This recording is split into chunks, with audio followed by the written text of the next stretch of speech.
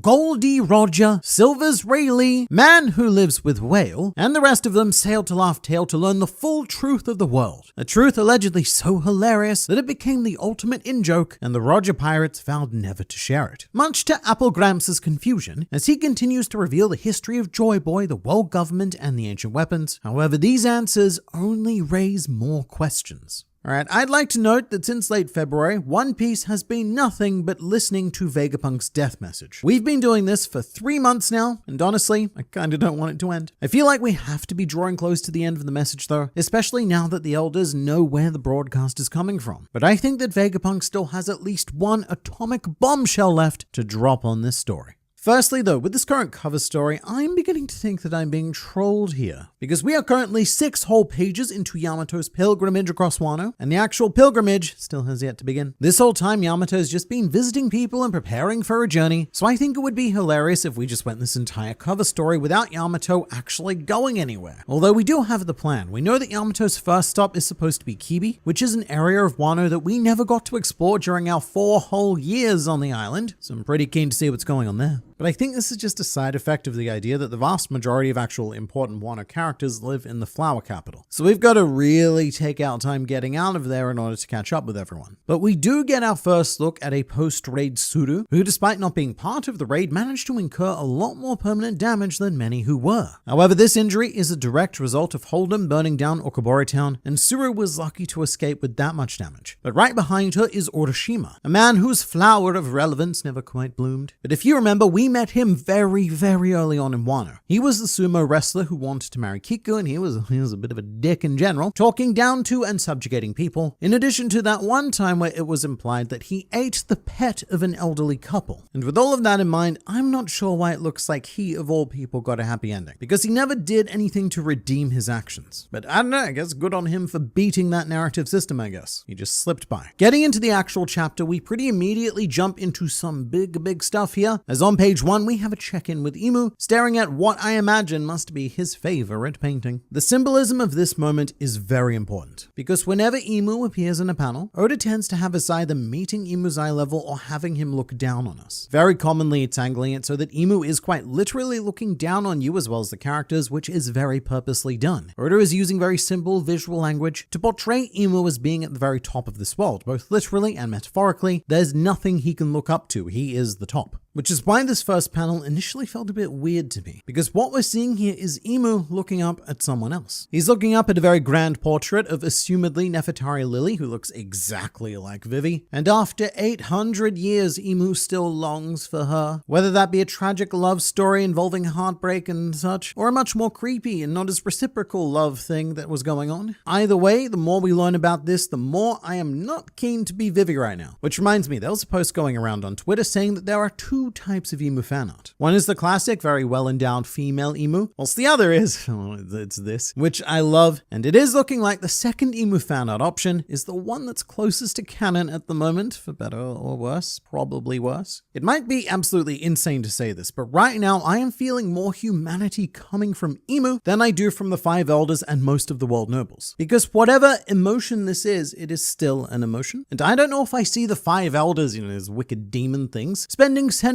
on end lamenting their lost loves. They probably wouldn't do that. And I guess it's weird to say because Imu visually looks the least human of all of them so far. But we use this to then cleverly transition into Alabasta, a very somber location where it's safe to say everyone's having a not so great day. And really, nobody's particularly keen to listen to Vegapunk's message. They've got other things going on. Firstly, we see Igaram and Karu making missing posters for Vivi, which I actually think is pretty funny, because I imagine that the plan is to send those to the World Economic Journal to be distributed like the bounty posters. But that would mean sending them through Big News Morgans, who has Vivi with him at the moment. So I think we might see a point in the future where Vivi picks up her own missing poster, kind of like when pirates get to see their own bounties. Which brings me to point number the 2nd. If Vivi is to rejoin the Straw Hats, then this missing poster serves as a great substitute for her lack of bounty poster, because it's something that avid collectors like Bartolomeo would need to have if Vivi officially joined the crew. But then, something much less fun, we visit the tomb of King Cobra, which brings in an air of finality to things. I feel very bittersweet about this moment because yes, it is sad, hence the bitter part, but also seeing Cobra honored with this grand resting place with his two closest advisors keeping guard on either side of him really shows how much the people of Alabasta loved Cobra. And I really like that our last image of him isn't the old man writhing in pain on the ground. It's this wonderful shot of him smiling, spreading that one tiny bit of joy, doing what he can from beyond the grave. Also, it is genuinely hard to feel bad for him because Oda did that arguably cop-out thing that he does with his old men characters and made it so that Cobra was clearly already dying of natural causes well before he was killed. So this does still feel like a natural conclusion. We've got Chaka there looking very stern about the whole situation, but Pell on the other hand, I reckon his face says more confused. Like he's staring at Cobra's burial chamber and thinking to himself, I don't understand. Why didn't he just not die? That's what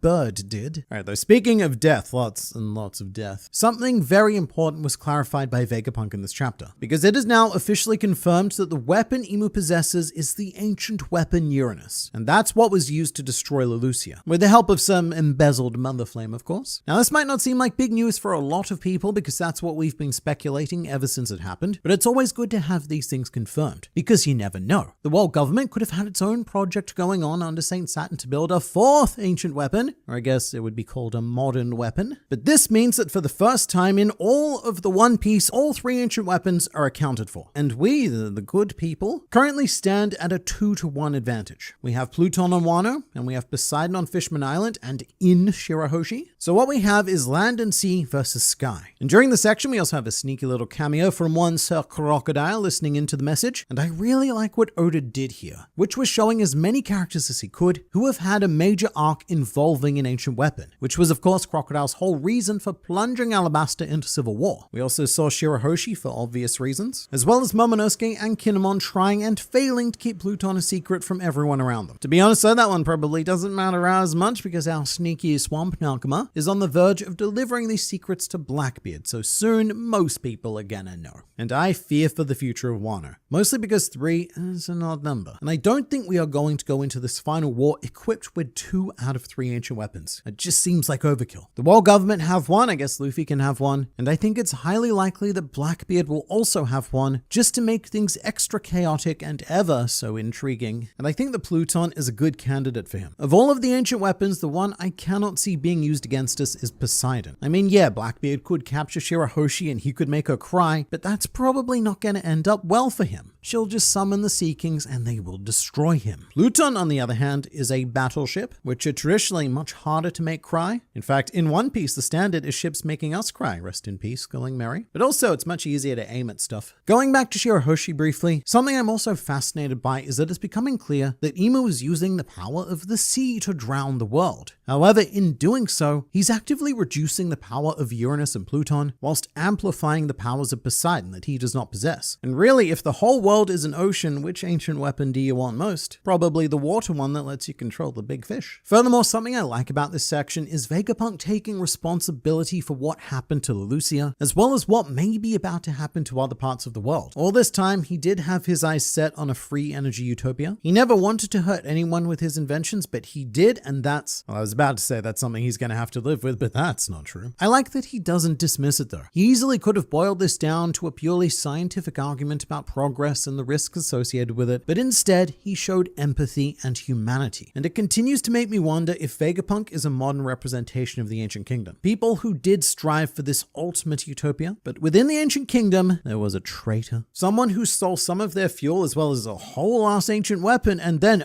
oh no, a war. It's even taking me back to Frankie's flashback, where Spandam used the Battle Frankies to frame them, because I'm imagining a similar situation with Emu. One where, say, he gets access to Uranus, then uses it on like a ton of countries, but blames the ancient kingdom. No, that's their technology. They did that, not me. Emu. And that's how he was able to form the 20 Kingdom Alliance. Because from their perspective, the ancient kingdom was evil, and then they were lost. Now, for anyone who's been watching this channel for any amount of time, you should be familiar with our next cameo man. It is Vice Admiral Kommel. He's one of my favorite tertiary characters, whose whole arc revolves around finding a way to have a good coffee to drink during his morning meetings. And in this chapter, he actually has his signature cup of coffee with him, and Kommel is probably taking the news of Leloucia's destruction quite hard. because that's where the milk for his coffee comes from. And that milk, it is key to the perfect morning coffee. It was specifically made by Moda and her cows, mostly by the cows. So Kommel's life is now in shambles. And in all seriousness, I could see that being a reason for him to join the rebel side of the Marines. I know it sounds stupid, but the idea that the world government can so easily erase an island that his favorite milk was produced on is reason enough for minor characters to rethink their lives in one piece. And right after Kommel, we catch up with the Prudence Kingdom featuring King Elisabello, who I would personally describe as a bit of a mini ancient weapon because he has the yet to be explained King Punch power. And I think he's a pretty easy ally in the upcoming war. He's good friends with King Rico of Dressrosa, and he just generally seems like one of those kings that you would actually want. One who does the best he can for his people, and one who will stand up to tyranny even if it comes from the world government, which he is part of. Heading back to Egghead Island, we have a chat between Stussy and Edison, which continues to be a fascinating conversation, because during the last chapter we saw Stussy having something of a crisis of meaning. She found herself very much lacking purpose after Stella's death and the betrayal of her cool secret agent friends. But it must be incredibly difficult to find that sense of individuality as a clone, which is why I love that Edison is the one who's giving her that. Because Edison is also effectively a clone, at least mentally partially. So I imagine that Edison does at least partially understand where she's coming from. And what we have here is some very deep clone chat, where Edison does the typical "I'm about to sacrifice myself" thing of telling Stussy,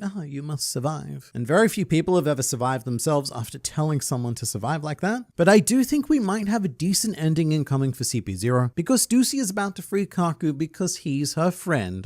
And it seems like it's pretty much up to them to decide the fate of the Seraphim. Will they end up under world government control, or will the Cypherpol agents abscond with them? Because I don't know if I can see the former captured Cypherpol agents rejoining the world government, not after the kindness that they were shown by the Straw Hats, and not after the not kindness that they've been shown by Saint Shepherd Jupiter, who is seen trying to eat all of them in this chapter. You see, that's a problem, because unlike Luffy, they don't have the toon powers to survive being swallowed by a giant beast. So if they do survive, and I think there's a very real chance they may not, but if they do, I don't think they're going to be too keen to show up to work on Monday morning. Meanwhile, Stussy definitely can't rejoin the world government because of the betrayal, and Rob Lucci and Kaku are probably seriously rethinking their lives at this point. The only issue with the Seraphim is that their command priority is still set to York's orders, I believe, and no Vegapunk can override them. So the only possible way to give them a new command would be from the 5 Elder Stars or from York, unless there's another secret protocol like there was with Bonnie and the Pacifista. Meanwhile, the location of the transmission has finally been discovered, and I'm proud to say that we called it. And by we, I mean you. I received a few comments correctly speculating that the transponder snail was within the Iron Giant, which made far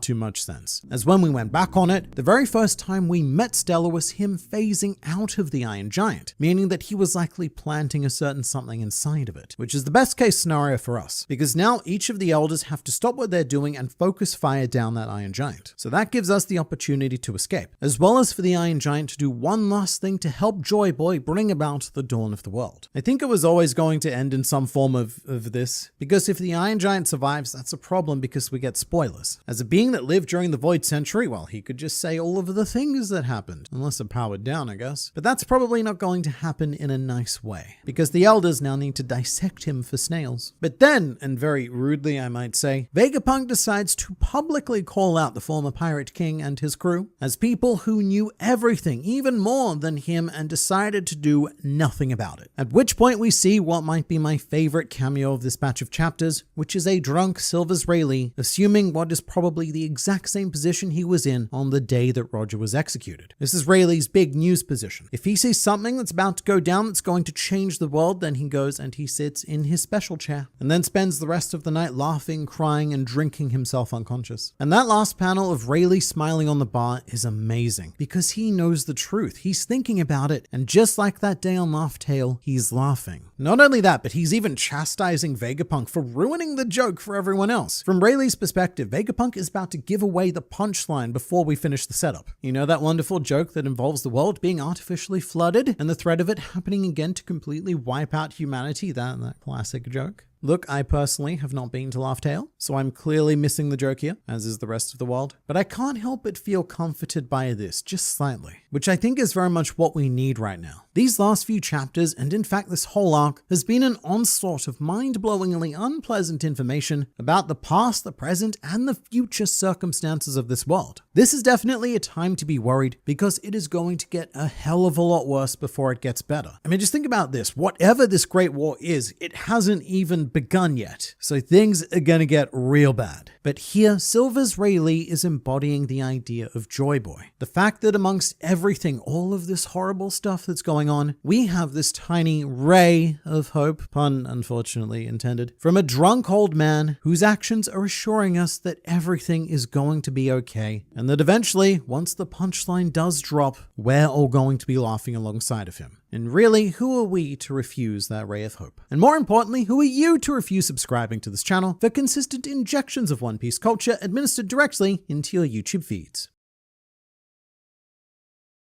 I think Imu is in Lily's body due to the personality swap from the Ope Ope no Mi. So I've been seeing a lot of body swap theories lately, and I'm not quite sure how to feel about them. Bad, probably bad. But what if we did something weird, right? And we went the other way around. Instead of Imu being in Lily's body, what if Lily was in Imu's body and is so desperate to get back to her own that she's willing to accept Vivi's body, given that she looks exactly like her? And maybe that's why Imu stares at the portrait of Lily, like Imu's comfort action of looking in a mirror, remembering who he or who she once was. I mean, I don't think it's very likely at all, but if we're going for body swap theories, then let's really go for it. The other popular Lily idea that's gaining some traction at the moment is the Void Century love triangle, where Imu was in love with Lily, but she was in love with Joy Boy, but he was in love with like Adventure or something. But I really don't know about a love triangle either. We've come so far in One Piece without touching romance pretty much at all, little bits here and there. But I don't know if I see Oda making the big secret behind the entire history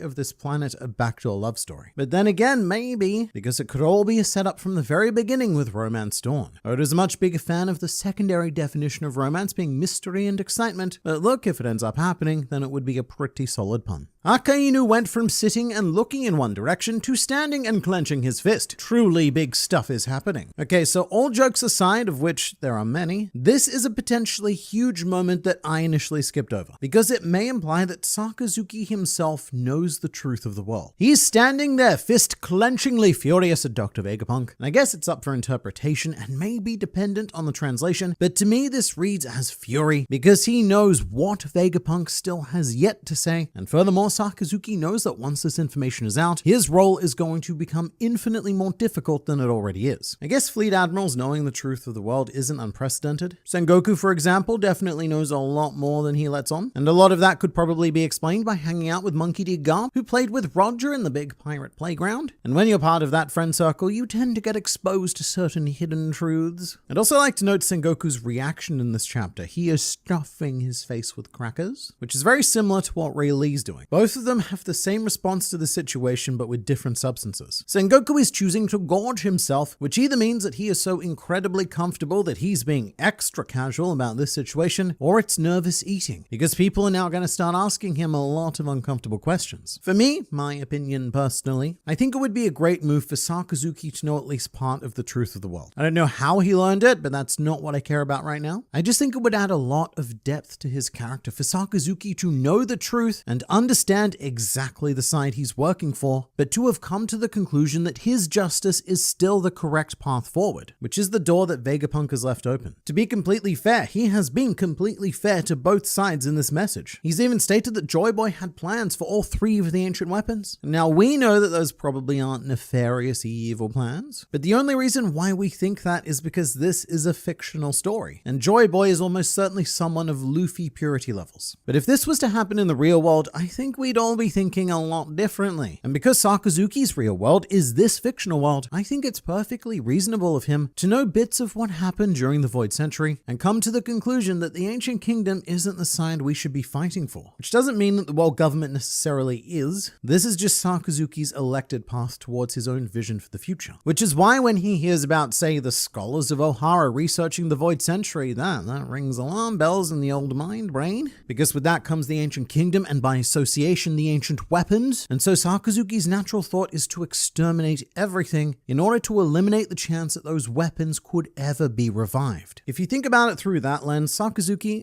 he has pretty reasonable concerns. He's just going about them in a very unreasonable way. But I would really enjoy it if this was the informed decision that he's made. Of course, Sakazuki isn't the first high-ranking Marine to imply that he has restricted knowledge, because Kizaru did the same thing when he commented on Luffy's Gear 5th appearance during that time when he was relevant on Egghead. Remember that? It feels like such a long time ago now. And I guess Kizaru also heard stories about the sun god Nika from Kuma, but I think there's more to it than just that, because you don't put two and two together with such little information. So it might even be an admiral and above thing, to ensure that the world's greatest military might stays on target, and it could also go a long way to explaining why Kuzan resigned from the Marines to set up shop with Blackbeard, because look, he may be unwashed villainous scum, but no pirate out there is worse than the world government, which is a fact that Kuzan knows, and at least this way he can maybe contribute to the dawn of the world in some way. In regards to Joy Boy's intentions with the ancient weapons, it's interesting to think about the main races associated with the Joy Boy, being fishmen, Lunarians, and humans. It could be that one of the ancient weapons was meant as a gift in order to allow their societies to prosper, a sea weapon for the fishmen, a sky weapon for the Lunarians, and a funky battleship for the humans. Their creation probably required cooperation from all of these races. The Mother Flame fuel source could very well be inspired by the Lunarian flames, and fishmen already have this innate ability to speak to other sea life, so with Poseidon we're just working on amping that up. The ancient weapons may actually be the result of the ultimate utopian cooperation, which is why they've never even come close to being replicated, because no single race has the capacity to produce this kind of power on their own. Maybe they were even created so that each civilization could defend itself adequately against the threat of the 20 kingdoms. And then the world government acquired Uranus after defeating the Lunarians and booting them off the Red Line or something, and everything went very badly from there. Lily probably went to sea with Joy Boy, betraying Imu, similar to how Vivi went with the Straw Hats. History repeating itself as if it's fate that Vivi and Luffy met. Their meeting was definitely fate. It is no accident that the inheritor of Joy Boy's will met Nefertari Lily's descendant at the very first opportunity. In fact, Vivi really is almost the first person that Luffy meets after heading into the Grand Line. You've got Crocus, he's a person, Laboon, he is a whale, and then we get hit in the face with Vivi right from the get-go at Reverse Mountain. Although that's kind of funny, because if you're familiar with the meta aspects of One Piece, then you'll know that this Miss Wednesday wasn't originally supposed to be Princess Vivi. So when she met Luffy at Reverse Mountain, this wasn't some sort of genius narrative maneuver by Oda to perfectly set up the pieces of his endgame story 1,000 chapters down the line. No, the decision to make Miss Wednesday Princess Vivi didn't happen until later. But I really wouldn't be surprised if Joy Boy and Lily have a very similar story to Luffy and Vivi. Perhaps Lily set out to sea in search of a someone to help her kingdom, then found, ooh, a Joy Boy, you can help me. But I doubt it had the same happy ending as the Alabasta arc did. Because in the end, Alabasta became one of the 20 kingdoms who went to war against the ancient kingdom, although they were trusted with the poneglyph and elected not to live at the Holy Land of Marijois. Which I have to say, now that we know about this whole flooding business, pretty bold maneuver, Alabasta. Before, I took this as a rejection of lifestyle, but now it is a serious statement. What the Alabastans are saying is that we would rather drown than give up who we are. Because, as it's famously said during Alabasta, a kingdom is its people. And whatever's living up there in the Holy Land can barely be described as people, and therefore barely be described as a kingdom. I'm pretty sure that this is the first time we have seen Imu say something. I got a lot of comments about this, and I guess the structure is a bit confusing. There's a series of panels with Imu and also dialogue. The dialogue doesn't belong to Imu. I believe it's actually coming from the very first panel, where the crowd is shouting at Dr. Vegapunk, and then when we cut to Imu, we are still hearing those people, or I guess that one guy. Because it really doesn't make any sense for Imu to be saying any of these things. But we have seen Imu speak, and it was, I was gonna say very recently, but with all the breaks, it really wasn't, so fair enough if you forgot. But during the Reverie flashback of this arc, one of the many flashbacks of Egghead, Imu did unambiguously speak and even went on a huge rambling monologue. Have you noticed that order characters like Marines and government rarely laugh? And pirates laugh very often. Evil laugh, but still. So I think this is a very solid point to bring up. Thinking back on most Marines in One Piece, they tend to have these very serious and stoic vibes. Your classic example would be Smoker, where the dude perpetually looks like he's taking a real difficult dump. But the Marines in general are very straight-faced characters, and surely that has to be intentional within the fabric of the story to serve as an opposing force to Joy Boy, Nika, and Luffy, whose purpose is to spread all of the smiles and laughter. Whereas the Marines, in opposition to that, exist to suck joy from the world. Not from their perspective as Marines, but that's what the world government uses praises them for. There are, of course, exceptions here and there, such as Monkey D. Garp, but he's probably not a great example because to some degree he also carries the will of Joy Boy. I think a better example would actually be to bring up Sengoku again, because during the first half of One Piece he seemed incapable of laughter because he was the head of the fun police. But then after retiring and no longer being at the helm of said police, all of a sudden he can't stop laughing. And then you look at the other side, the pirates, the filthy, filthy pirates. With Joy Boy officially being known as the first pirate, I think it makes a lot of sense for piracy in general to have taken after him. Because no matter what kind of pirate you are, laughter seems to be key to your adventure. It's much harder to think of examples of pirates who don't laugh, the serious stoic pirates. What even are they? Because even the ones on the much more serious end of the scale, like Sir Crocodile, laugh very often with his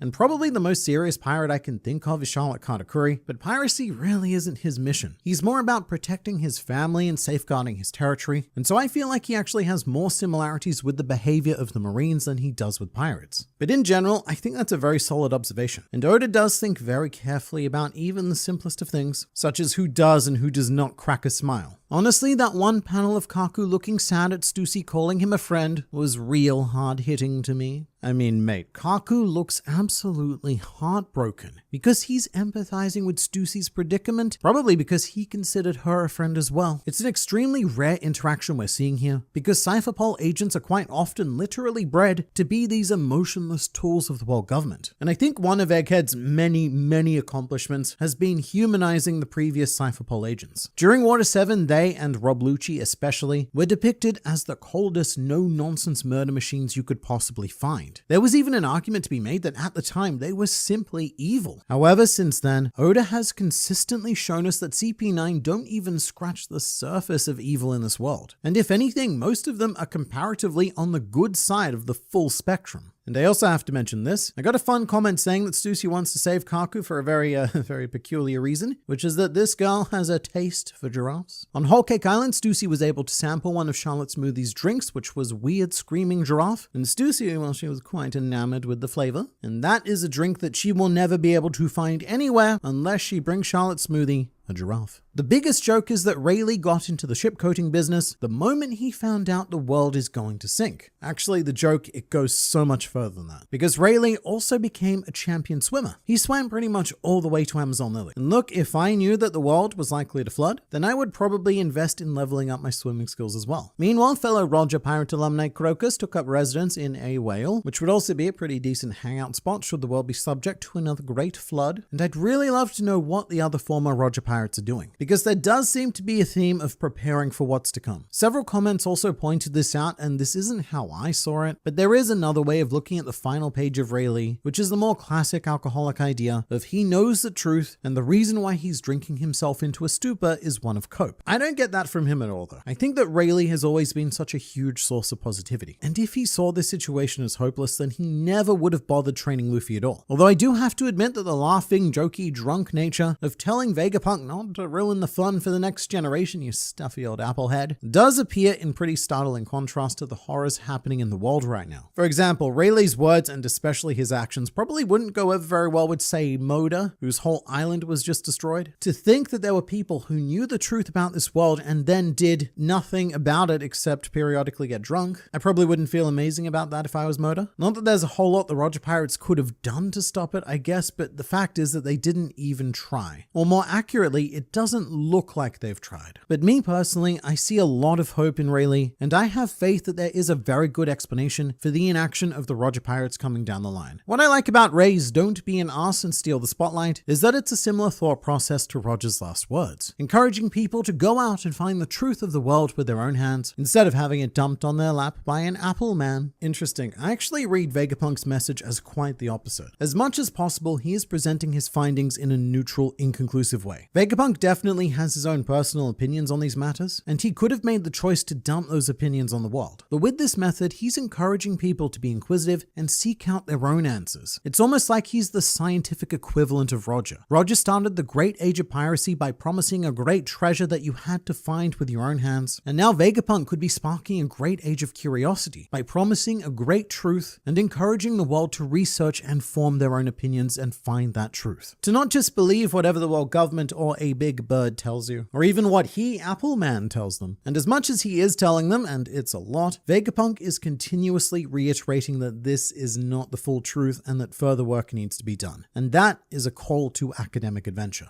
Can't wait for Buggy's infamy to skyrocket even higher, since he and Shanks are the only two publicly active Roger Pirates remaining. That's right, the world already knows that Buggy was a member of the Roger Pirates, so now people are going to be looking to him as the man with all the answers. Obviously, he has none because he didn't go to Laugh Tale, but not having any substance to offer has never stopped Buggy before. He could easily say something like, I, Clown, will reveal the truth of the world when the time is right. That time being when I, Clown, set foot on Laugh Tale and become the Pirate King. And people will look to Shanks as well, but he's much less flashy and more unlikely to use this information to his advantage. Probably because he doesn't need any more advantages. Shanks is very much the opposite of Buggy. He is all substance and no flash. The dude probably couldn't sell water to people in a drought because he's not concerned with his image and his marketing campaign to become the Pirate King. Whereas then you have Luffy, who is this perfect mix of style and substance, which is why he is the captivating Joy Boy. I do wonder if this could have effects on the other Roger Pirates though, the ones currently in a state of retirement like Crocus, because people are now going to be extra keen to track them down and learn the truth. So Vegapunk may very well have made them targets. Not that they can't handle themselves, but we've gone from a world where no one cares about these old fossils of histories to one where these fossils could be the key to having a future, as opposed to everyone dying. And potentially even to one of extreme blame, because if you buy at face value that the Roger Pirates learned this truth and decided to ignore it, then it really doesn't reflect well on that legacy. Although we all know that's not going to be how things turn out, and to see how the things do in fact turn out, don't forget to subscribe to this channel for consistent injections of One Piece culture administered directly into your YouTube feeds. This single chapter solves two of the most enduring mysteries in all of the One Piece, and it solves them painfully casually. Like if you're not paying attention even for a second, then you miss them. But then this chapter, mate, it has the audacity to go on and replace those with a new mystery, being Dr. Vegapunk's final message for those rare individuals carrying the will of D. We'll get to that, but we need to start with the actual big news first. Because this chapter, it immediately thwacks you in the nutsack with three names that I never expected to hear again. And those names are Don Krieg, Geen, and the Invincible Pearl. This is a blink and you'll miss it sort of cameo. I think it would be so easy to blast past this initial panel and be none the wiser. But on the right here, that is our boy with his other boy, and on the left is a third boy. And I have to say, Don Krieg, he is looking shockingly good. I'm a huge fan of the new look with the longer hair, because when you combine that with his bulky stature, he reminds me a lot of Vice Admiral Gaspard from One Piece Movie 4 Dead End Adventure, which is a very favorable comparison. In the pantheon of One Piece villains, even though he's non-canon, Gaspard is a pretty solid one to emulate. And I mean, this whole situation is just surreal. I and most of the fan base, I think, were convinced that Geen had died from Krieg's poison, which is why Oda never showed them again, because that revelation would be a bit morbid. But not only did Geen survive, but he and the Krieg pirates, or at least those three, ended up getting their shit together and reigniting their ambition to travel into the Grand Line, and have now ended up in the new world on Hachinosu, and they may very well be part of Blackbeard's fleet, which is an idea that excites me muchly, because it sets up a potential Geen-Sanji reunion. And something very notable about Geen is that he now appears to be a swordsman, rather than wielding his trademark tonfa, which, look, not to fillet Zoro too much this early, because we're going to get to a lot of that later on in the chapter, but just saying, maybe Geen watched Zoro versus Mihawk and decided, mate, you know what? Swords are pretty cool after all. I also feel like I've been on a bit of a Krieg appreciation tour lately, and this is hitting at just the right time. I analyzed him for the Villain Tier List project, but before that, I also made a video about the impact of leaving him out of the live action. Well, not leaving him out, but significantly reducing his role, which was big. People thought they didn't need Krieg. People were wrong. He is so important, and his purpose was not really filled by anything else. And so maybe this cameo was done by Oda as a bit of an apology to the character for how the live action dismissed him. But I loved this cameo. And for some inside information on how I make these fun video things, what I do is I divide my thoughts into subsections, and the title for this subsection is Don fucking Krieg, ?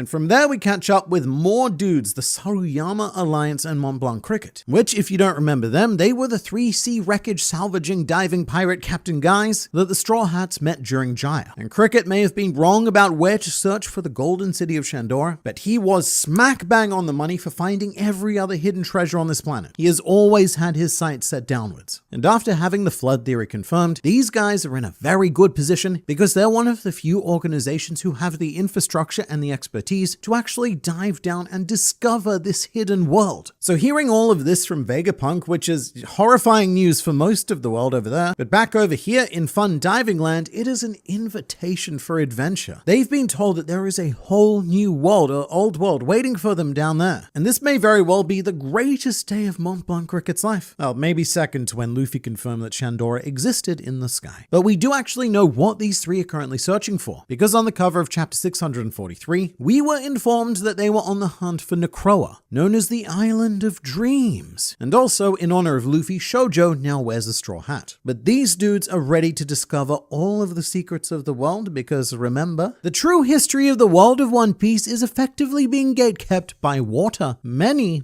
water. So after seeing the Monkey Mountain guys, we then cut to a marine hospital where all of the young sword members are gathered around Kobe, and these guys are doing it pretty rough. This is definitely a narrative low point for them because the loss of Garp is still a very recent event and morale, it's not super high. Although what we have is a ray of hope from Kujaku of all people. I was not expecting such positivity from the building whipping dominatrix, but she said something that I really like, which is that, it's their turn to stand up and do something now, because the 5 young Marines in this room represent the future of the entire organization. Kobe, who has inherited the will of Garp, Hibari, who is 99% confirmed to be Sakazuki's daughter, and Kujaku herself, whose grandmother is Vice Admiral Suru. This is it. This is the future right here. And it's now time for them to inherit the world, in the same way that the worst generation have now carved their place in the world on the side of piracy. I also really appreciated getting to see Sword Captain Diaz Drake again. I have no idea how he got off Wano, but here he is recovering, and it's a very rare sight because we get to see him without his mask, which reminds me a lot of this artwork I have of Formal Drake, which I almost never use because he just doesn't look like him without the mask. But going forward, there's even a chance that he may never put the mask back on because metaphorically, he's been unmasked. We know that he's no pirate. His secret mission has come to an end, and so there's no need to hide. And then good morning finally to you, Mr. Smoker. Good of you to join us. But I do have one small question, which is exactly what the crap have you been up to? He's on the ocean alone, vrooming with his smoke bike, which I actually do kind of like, because it's very reminiscent of Kuzan cycling across the ocean by making an ice path. But we haven't seen Smoker since the Dressrosa arc. He's been strangely absent and not at all in command of his G5 Marines, even leaving Toshigi to help the sword members invade Hachinosu all on her own. And so I do wonder if this does have something to do with Kuzan. Smoker and Kuzan have a, how shall we say, special friendship. In fact, the very first time we met Kuzan, Smoker had given him, a Marine Admiral, a message to deliver to Luffy. But Kuzan decided that the message was stupid and didn't deliver it. But the last time these two came into contact was Punk Hazard, and I wonder if Smoker's absence can be explained by something that Kuzan may have asked him to do. So Smoker spent some time recovering during the Dressrosa arc, but since then he's been out on his own. Although it looks like he's finally about to rejoin Toshigi at the hospital just in time for some sort of final saga to play out. And then we arrive at the undisputed highlight of the chapter, being Zoro versus an Elder Star. And not just any Elder Star, like the coolest Elder Star, because Ethan arrives and he plans to do bad things like killing and destroying, which first of all results in this panel showing Lilith, Usopp, and Chopper doing the Gear 5th eye pop. Probably shouldn't be reading into this too much, but it is very curious. Artistically, eye popping isn't a new feature in One Piece. It was used pre-Gear 5th for comic effect, but this specific style of eye popping was never used before Gear 5th. So Oda is continuing to blur the lines between fictional reality and the even more fictional reality that morphs according to Luffy's imagination, because Gear 5th isn't active and yet this is still happening. So my inclination would be to write this off and say that Oda just enjoys drawing the style of eye pop, but it has been noted. I will not forget it because it could be indicative of something greater down the line, like the joy of the Joy Boy spreading through the world like some sort of joy-based STD. And it's also not the only curious inconsistency in this chapter either. To move to that, Zoro's clash with Ethan was glorious, and I love the panel where he's attacking Ethan from the side because the sense of scale is quite trippy, especially because we've now confirmed the long-time speculation speculation that Ethan is in possession of the Shodai Kitetsu, the final and the best of all of the Kitetsu blades. And mate, it is massive. Usually scale is very subjective and it's very difficult to pin down, but in this case we are seeing 2 Kitetsu blades in the same panels. And the Shodai Kitetsu is colossal compared to the Sandai Kitetsu. To be fair, the Shodai Kitetsu has usually been portrayed as a bit of a big boy, but definitely nowhere near as big as it is in this chapter. At this stage, as ridiculous as it sounds, I think we have to believe that swords grow and shrink according to their wielder. Because to bring out one of my favorite graphics, there is no way that both Zoro and Kozuki Oden could both use Enma, given that Oden is more than 2 Zoros tall. And with this scale, Enma should be taller than Zoro. Perhaps this could be something unique to cursed blades, but that is our second note of reality kind of bending in this chapter. And there's also a third, because something else that I found very curious is that Oda drew the sword without its guard. And I don't know if this is just a continuity error, but in this chapter, the Shodai Kitetsu is missing its trademark guard. The same guard that all the Kitetsu blades have, which we have previously seen being used by Ethan in his hybrid form, but now it looks more like a Shirayasa blade, like the ones that Kaku favors using. Here's the thing, I don't think this is a mistake, if only because Oda directly mentions the Kitetsu name in this chapter. It's not like he just forgot what he was drawing. So something very interesting is happening here with the changing of size and even the type of sword that the Shodai Kitetsu is. That's 3 odd reality shifting things that have happened in this section, but we're gonna move on because what matters is that this opens up a whole new avenue of fun questions. Because the Shodai Kitetsu was made by the OG Mr. Kitetsu man, and we have no idea how old the original Kitetsu actually is. But if we follow his lineage back, it was Kozuki Sukiyaki who made the Sandai Kitetsu, and he was the descendant of Kotetsu who made the Nidai Kitetsu. He was the descendant of Kitetsu, which means that our Kitetsu was potentially the shogun of Wano at some point, and I think he would be a great candidate to have been the shogun during the Void Century. And the fact that the world government have his prized creation, the Shodai Kitetsu, is a bit of a brag, a spoil of war, something to really rub their victory in, and to use the weapon of the enemy to continue subjugating the enemy. Which I bring up because that could make things very personal for Zoro. I did not expect Zoro to form any sort of feelings towards any of the 5 elders, but he immediately recognizes what this sword is and where it belongs, which is not in the possession of the world government. This blade belongs on Wano, something to potentially be laid to rest like Shusui was at Ryuma's grave. So if there's an endgame where the Straw Hats do end up fighting directly against the world government, and look, it's still hard to say if there is. I've always been of the opinion that dealing with the Blackbeard pirates is very much their final task. And meanwhile, over here, the Revolutionary Army and maybe some rebellious Marines would deal with the world government. But I could be very wrong because I'm not sure if I see Zoro letting this go. His respect for swords and also swordsmen is just far, far too high. And those swordsmen include Ethan, by the way. Zoro wants to be the world's greatest swordsman, and this guy, he is pretty damn good. According to this chapter, at least as good as Zoro. So look, you may need to beat him as well. And I think it's implied that both Ethan and Zoro recognize the Kitetsu qualities of one another, which may also put Zoro on Ethan's radar. I'm very surprised that Ethan in any way cares that Zoro has a Kitetsu blade, so this clearly means something to him personally as well. And I feel like this clash was a brief moment of respect between 2 swordsmen. They struck, they flexed their cocks, by which I mean they flexed their color of Conqueror's haki. They recognized the qualities of one another's blade, nice sword bro, and they repelled one another. It's like the samurai equivalent of Romeo and Juliet seeing each other across the room. Neither Zoro nor Ethan are going to forget about this, and from here they'll spend each and every night longing for one another until they can achieve the satisfaction of slice battling one another again. But there's another pairing I'm becoming a big fan of, which is the dynamic of Zoro and Jinbei. Jinbei was the perfect support fighter in this chapter, as he both launched Zoro at Ethan and was the one to catch him after the clash. And this is the magic of Jinbei that I've been keen to see ever since he said he would join the crew but then didn't twice, because he's a mature figure that, unlike Zoro, Sanji, and even Luffy, recognizes that he doesn't have to be front and center. He doesn't have to be the star taking the stage. So Jinbei is always looking for opportunities to use his abilities to augment others. And that tends to result in a perfect flowing synergy between Jinbei and whoever happens to be with him. Elsewhere on Egghead Island, Luffy, Dory, and Broggy are about to catch up to the giant warrior pirate ship, which I thought would be a pretty easy escape from here. The elders, they've all left off to deal with the Iron Giant, so there's nothing that could cause us too much trouble, right? But Vice Admirals Dole and Bluegrass are really pulling their weight here, and it's such an unfortunate combination of powerhouse characters, because we have the incredibly capable Sanji. He's up again after a bit of a fall, but it doesn't matter because both of these opponents are women, so so they have complete immunity against Sanjis. And Doll, mate, she is absolutely not to be taken lightly. She wallops the crap out of, I think, Kashi, in the same sort of way that Luffy easily disposed of Harudin back in the Corridor Coliseum. But speaking of Luffy, I guess I'm not too worried, because without any of the elders chasing him, Luffy is probably steamrolling through whatever gets plonked in front of him. This is it though. We are about to escape and end the Egghead Island arc, which I am both incredibly excited for because Elbaf, but also very sad about because Egghead,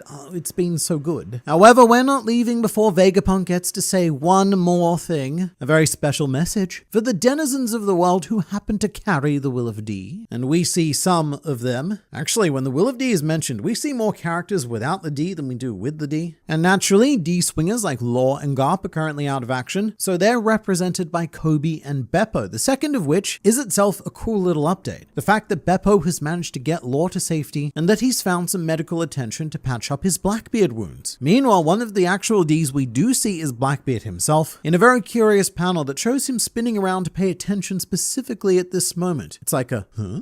Which I think implies that he's only been sort of half listening to Vegapunk's entire message. Everyone else we see is looking straight on at either the screen or the snail speaker, but Blackbeard isn't. It's almost as if he's a bit bored listening to Vegapunk, and that might be because he already knows everything that's being said. A long time ago, Eiichiro Oda stated that one of Blackbeard's hobbies was historical research, and that if he was not a pirate, then Teach would have become an archaeologist, which has always made some degree of sense. It was like a backdoor excuse for him being able to find the poneglyphs and such. But this hobby could actually be much, much more. With his passion for archaeology, this may be old news for Blackbeard, who already knows about the Lost World. Perhaps he's even already explored some of it, which means the only interesting part of Vegapunk's message is what he didn't know, and as punishment for his lack of attention, he may now never know. Because that is the point where the 5 elders finally stop the message. Which is a bit of a narrative blue balls moment, but in the message getting interrupted, it was expected. It's very cliche One Piece. Like when Professor Clover got shot before he could reveal the name of the ancient kingdom. But my thinking is that the Vegapunks have predicted the future to a scary degree of perfection, and that maybe since this is the final saga, a fantastic way to kick things off and to signal that we're really going all out here would be for the broadcast to suddenly restart. For Vegapunk to have one final backup to get this information out into the world. Otherwise, I think it's very fair for history to judge him as the man who prioritized using this valuable time making coffee over revealing the truth to the world, something that only Vice Admiral Kommel would be capable of appreciating. So to put this out there is a lot of blind hope happening from my side here, but I want to believe that the smartest man in the world and his satellite selves saw this coming, and that all of this is still part of a clever ruse to lure the elders to Egghead Island, to use the time delay and the coffee stuff as bait to make the elders think that they had a chance of stopping this before broadcasting their true forms to the world. I mean, the Iron Giant even got up and plonked himself in the middle of the island, making himself a very easy target. So I might be reading too much into this, but the end of the message feels deceptively simple. But the real question is, what was Dr. Vegapunk about to say regarding those with the Will of D? And this is a very tricky topic.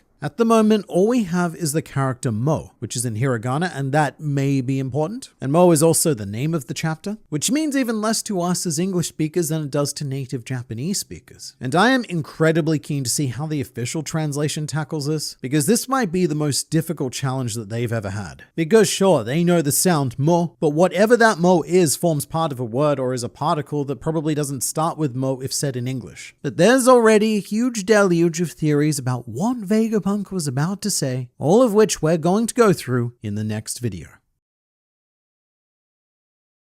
The last chapter of One Piece ended on a very intriguing note, with Dr. Vegapunk about to reveal something special about the Will of D, but he got cut off, and all we know is Mo. Well, that's not all we know, actually. You see, a beautiful thing about Japanese is that there is a lot of hidden meaning depending on how characters are written and when they appear in sentences. So here's what we know about the Mo. Thing number one, it's not going to be an English word, which I bring up because a lot of people are throwing around suggestions for words that start with Mo in English, like Mo or Monarch or Monkey or Mother Flame. But if it was an English word, then it would have been written in katakana, not hiragana, because katakana is the alphabet for loanwords. And just to show the difference, because they are deceptively similar, the one on the left is hiragana, and that's the one that was used in the chapter. So there's two ways we can go with this. Either mo is the beginning of a new Japanese word, or mo is being used as a particle. In Japanese, particles are single characters used as markers of meaning in sentences directly connected to other words. A very common one being no, which denotes ownership and pops up a lot in series titles like Boku no Hero Academy or Shingeki no Kyojin, My Hero Academia, and Attack on Titan for those of you not thoroughly enweebed. But in this case, mo can be used as a particle that broadly speaking means also, which would mean that Vegapunk's message sounds like, among you there is also, and then he gets cut off. And this is the idea that I currently subscribe to because it's the most vague and tantalizing thing that Oda could have done, which can lead to pretty much any explanation one wants to put forward. A very easy one right off the bat is that Vegapunk was saying something like, among you there is also a Joy Boy, or a new Joy Boy, or one who has inherited a will of a Joy Boy. Something along those lines, because Vegapunk has all but confirmed that with his own eyes. He's seen Luffy and Gearfifth and he has marveled at the glory of the Sun God. However, rather notably, this message was recorded before the Straw Hats arrived at Egghead Island. So that could be why Vegapunk is still being this vague, because at the time the message was recorded, he didn't know which of the D-wielders had the will of Joy Boy, and so he could only impart that much information. I'm not sure if I like this idea though, because yeah, it would be a revelation for the in-world characters, but it's pretty mundane for all of the us that are reading. As readers, we already know that Luffy is the modern Joy Boy, so this would be a bit of a boring cliff to leave us dangling off, and Oda is usually a master of making these reveals just as shocking to the readers as they are to the characters in world. So then we move on to thinking about what could surprise us, which is maybe Vegapunk saying something more like, among you there is also a traitor. Something to sow intrigue within the members of the D-Clan and pointing to a hidden history where one of their own condemned the great kingdom to its fate. And while I think the answer to this one would also be fairly obvious as well, because it would clearly point to Blackbeard and also Rocks, who have been the traditional enemies, but it would still leave the intrigue of exactly what the Marshals or the Rocks did during the Void Century and what their mission is to this very day. And this also ties into the second linguistic option. The mo might not be a particle, it may be the beginning of a whole new word. And the reason why it's written in hiragana is to not give away the kanji which would give away the word. One word of which to be proposed is mozo, meaning imitation or fake. So Vegapunk could be saying, among you there is a fake, a pretender,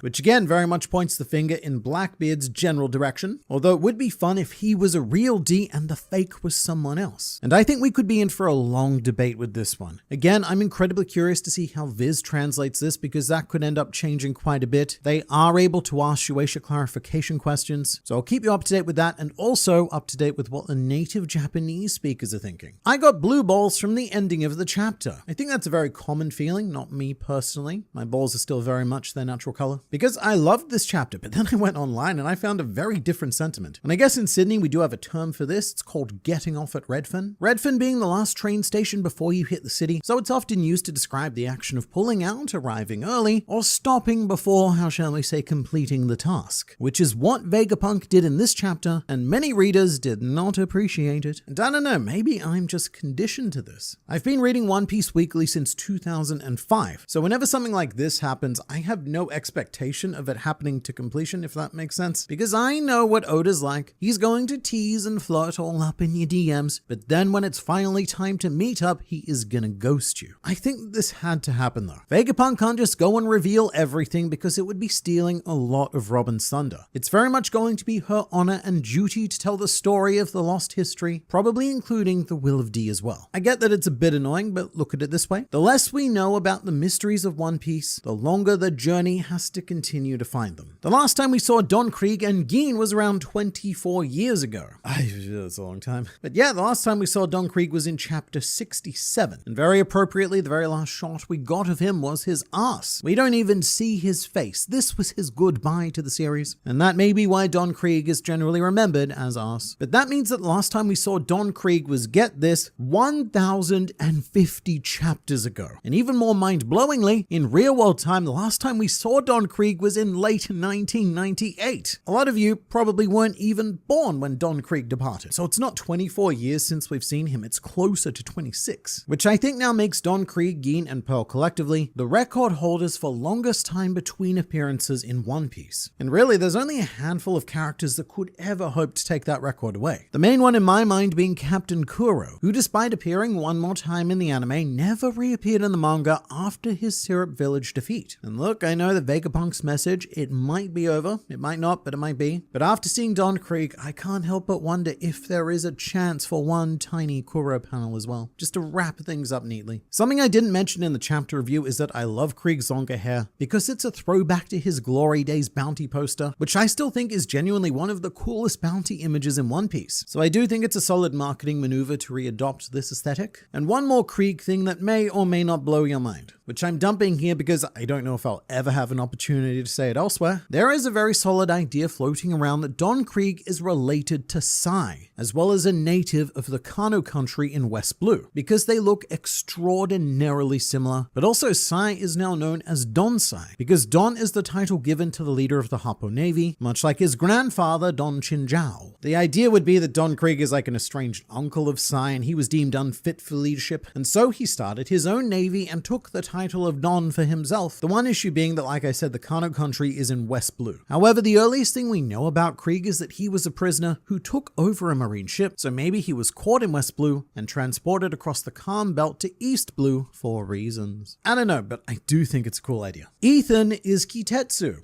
I also think this is a cool idea. Saint Ethan Baron Venus Juro is partially inspired by Gandhi aesthetically, but he clearly has heritage in some sort of Japanese-based fictional pirate culture, the primary source of which is Wano, but there are others. And assuming the Five Elders aren't some sort of satellite creations of Emu, which we still can't entirely dismiss, because they do all seem to share that common power. However, assuming that that isn't the case, then these old men all had to come from somewhere, and I think it would be pretty damn cool if Ethan was originally the Kitetsu himself, and he was corrupted into joining the world government, and that may even be the reason why swords made by his descendants are cursed to this very day. I want to be clear, I don't think it's very likely at this stage, but it's something to maybe just keep in the back of our minds. That or the Kitetsu was once a fierce rival of Ethan, and they had the OG battle to crown the world's greatest swordsman, like how Joy Boy was the first pirate and everything. You forgot the cover page. I didn't forget, there was just nothing to say. We're now 7 installments into Yamato's pilgrimage around Wano, and the pilgrimage still hasn't begun because almost every interesting character on the island lives in the flower capital. Seeing Nekomamushi again is nice, but otherwise it's just more of the same. How did Law not notice lost sieves in his submarine? My guess would be that it's because it's too dark. Even Frankie's nipple lights were powerless to illuminate the underworld of the sea when the Straw Hats were briefly there, so I can't imagine Law's submarine doing any better. And there are probably also limits on just how far the polar tank can dive as well. Just being able to dive doesn't mean that you are equipped to handle the water pressure of going all the way down to the sea floor. In this world, metal is not enough for that. You need like a very special bubble that you get from somebody. Am I mistaken that Kujaku on page 2 confirms that Garp was alive and recovering but wanted to be left alone? No one is talking about this, so I guess I'm mistaken. You were, but don't worry about it. A few people were confused by this, but they're actually referring to Drake because he is the captain of Sword. And as it is, Garp's fate is still unconfirmed. Although I referred to him as lost in my last video, which many people took to mean that I was saying he was dead, that's also not the case. I meant it more in the literal way. They lost Garp on Hachinosu because that's still where he is and not with them anymore. I think it's incredibly unlikely that he's dead though. Drake recovering from wounds in One Piece and in real life. Yeah, it's not an amazing time to be any kind of Drake. But speaking of wound recovery, something interesting that was brought to my attention is that Drake is still likely recovering from his Onigashima wounds. I mean, unless he fought someone else along the way and that person like really messed him up. But it's probably the Onigashima wounds, and it's like, what's the holdup, mate? Characters like Zoro got infinitely more injured during Onigashima, and he's already up and fighting leopards and centaurs and stuff on the future island. I guess Drake didn't have Chopper to attend to him, but it is a fun shonen manga disconnect. Drake is in the position that all of the Straw Hats should be in, but because there's a story to happen, certain characters get magically recovered. Surprised you didn't point out that Smoker is carrying a box with him, lol.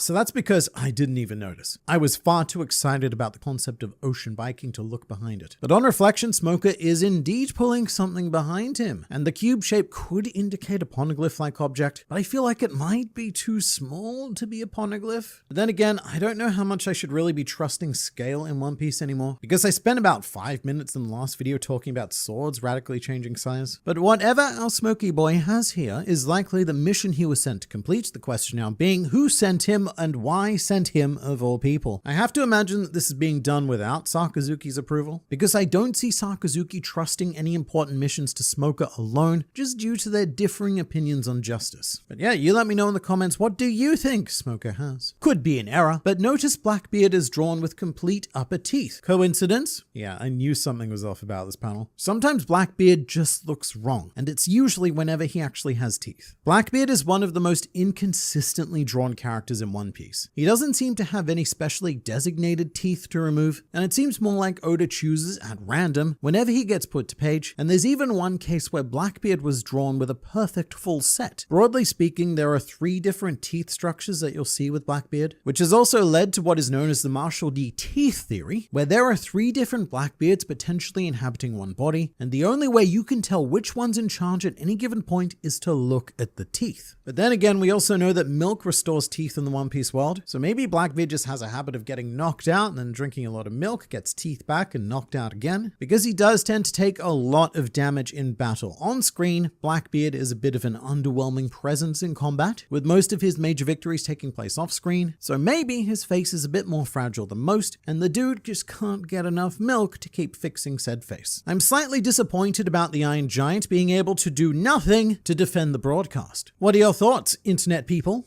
To be fair, this is a very old robo-giant who just woke up from a long sleep and immediately got assaulted by a very big pig, so I don't think that any of us would be doing particularly well in his position. But what interests me a lot more is that Marcus Mars identifies this as the Iron Giant who attacked Marijois 200 years ago. He's very certain of this fact, which has now reopened the question of exactly how old the 5 elders are. Unless they have detailed history books or some other sort of visual evidence of that day 200 years ago, there's no way they could be this certain unless they saw it for themselves. Which is curious because during Wano, the way the elders spoke about Luffy's devil fruit was as if they weren't part of the world government for the past however long it's been, whilst the fruit's been all elusive. But this may be confirmation that the elders are at least 200 plus years old. Going back to the Iron Giant though, I don't think he got one shot like a lot of people are claiming. Remember, One Piece, it's a weekly manga. We read it 1 chapter a week, and fights generally span more than 1 chapter. So this is one exchange. The Iron Giant, he got hit. It was a pretty hard hit. Hard enough to disturb the broadcast equipment within him. But the giant itself, he seems pretty fine. He's fairly intact and just having a bit of a lie down. Although, to be fair, that's a worry. It took so much time and effort for him just to get up the first time. But I would bet, some quantity of cash money that the Iron Giant isn't done yet. Sure, it's unlikely to survive this encounter, but I feel a sacrifice incoming. A sacrifice to make things right in order to protect the Joy Boy today that the Iron Giant failed to protect the yesterday. But I also think we should note this moment. I think we're probably going to set sail from Egghead and probably not learn a whole lot more about the Iron Giant. But eventually we'll get a flashback which recontextualizes this whole event. Like the Bartholomew Kuma stuff. Throughout a lot of the series, the dude just rocked up and did a thing. It was confusing and then we moved on. But then at the right time, which was recently, Oda relentlessly unloaded a tragedy oozy into us that is the Kuma backstory. And it has now made every moment we've seen him in the series prior hit incredibly hard with a distinct bittersweet flavor. That's how I anticipate feeling about the Iron Giant in the future. We don't know his story now, so now he seems a bit underwhelming. But when we do, this moment on Egghead is going to retroactively destroy us. And there's also some hope on my side that there is a bigger plan here. I noticed that War Curie seems to have blasted through and potentially exposed the front of the Iron Giant. And look, I'm just saying, it would be pretty fun if there was a camera in there as well, ready to film all of the 5 elders and expose them to the world.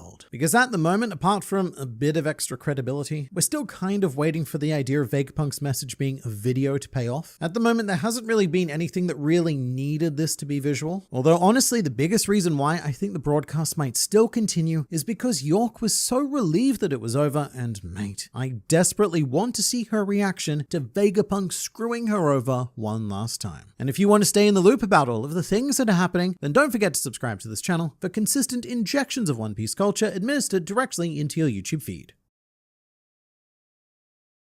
One Piece just did a thing, and I, man on the internet, am going to talk about it because this is getting out of hand. Now there are 2 of them. We now have 2 Joy People, each playing the drums of liberation with their fleshy heart kits, forming a grand symphony that may even stir the movements of a certain sinking iron giant. We'll get into all of that, but first we need to continue our world tour. And our first stop of the chapter is Alabasta, and I believe this is Yuba, the oasis town that was struck with drought where the Straw Hats met Old Man Toto, who you can see in the middle, but Koza is there as well, along with some other familiar faces that often gather around Koza, such as Child with Scarf and Man in Top Hat, who both appeared with Cobra in his From the Decks of the World check-in, where it was revealed that Cobra is now the environmental minister of Alabasta. And I thought it was really nice to take a moment to go here because Alabasta is a huge nation, one of the biggest islands we've been to in the series, and we tend to only think of it as the capital city of Alabama. But you know what I would have loved to have seen, and look, maybe there's still some time? I would love to see a cameo from Geratsu because he actually currently lives quite close to Alabasta. He fell down from the clouds thanks to a certain Straw Hat doctor, and Geratsu proceeded to build a very successful hot spring resort with Koza's uncle Goro, which is also now incredibly relevant to the story, which is not something I expected to say of Geratsu. But in this story, thanks to the Dirt Boss, they dig a tunnel between Alabasta and the Hot Springs Island and install its own crab bus service, which I always thought was a bit too easy to do. However, it now makes perfect sense because these 2 islands are actually part of the same one chunk of land. It's called the Ocean Floor Bus Service, but this is not actually the ocean floor. It's the previous surface level that everyone now thinks is the seafloor. A grave misconception that will eventually be cleared up when Luffy becomes the Pirate King and does the whole Dawn of the World business. There's also an extremely small but very fun panel showing the bounty hunting residents of Whiskey Peak listening to Vegapunk's message, where we see the power couple that is Mr. Nine and Miss Monday as well as their child. Because apparently as soon as Vivi and Igaram left, these 2 said finally, ripped off their clothes and immediately set about producing spawn. And just a weird thing that no one but me cares about. A couple of years ago, Oda went on a bit of a useless information binge and started revealing the names of all the Baroque Works agents, like how Miss Golden Week is Marion, Mr. Five's name is Jem, and Mr. Four's name is Babe after Babe Ruth because of baseball and such. But he never revealed the names of Miss Monday and Mr. Nine, which annoys me on such a pedantic level that my only recourse is to express my displeasure through a YouTube video on the internet. And we're also treated to another visit to Dressrosa, where Leo is hilariously buying into the idea that Luffy Land might be the bad guy here after all. It's a pretty funny rule of threes gag, where we see the citizens of Alabasta and Whiskey Peak each coming to the conclusion that Luffy's the bad guy. But then right next to them, you've got people who actually know Luffy and they're not believing it. And then you cut to Dressrosa, and the subversion is that it's now Luffy's ally that's accusing him. It's pretty perfect because gullibility is the whole gag of the Tontatta tribe, especially Leo. Hence why Usopp was able to pass himself off as their hero. However, I think this is quite a clever use of Leo, because he's not the only gullible one right now, and I think his reaction very much reflects a huge chunk of the world who are putting 2 and 2 together and coming to the mathematical conclusion that, hey, Luffy's probably the bad guy here, because last they heard he'd taken Vegapunk hostage and barricaded himself on Egghead Island. Then the next thing they hear, Vegapunk is dead and his final will has been triggered. So the most likely answer with those 2 pieces of information is that Luffy killed his hostage. And not only that, but also found a way to stop the broadcast because of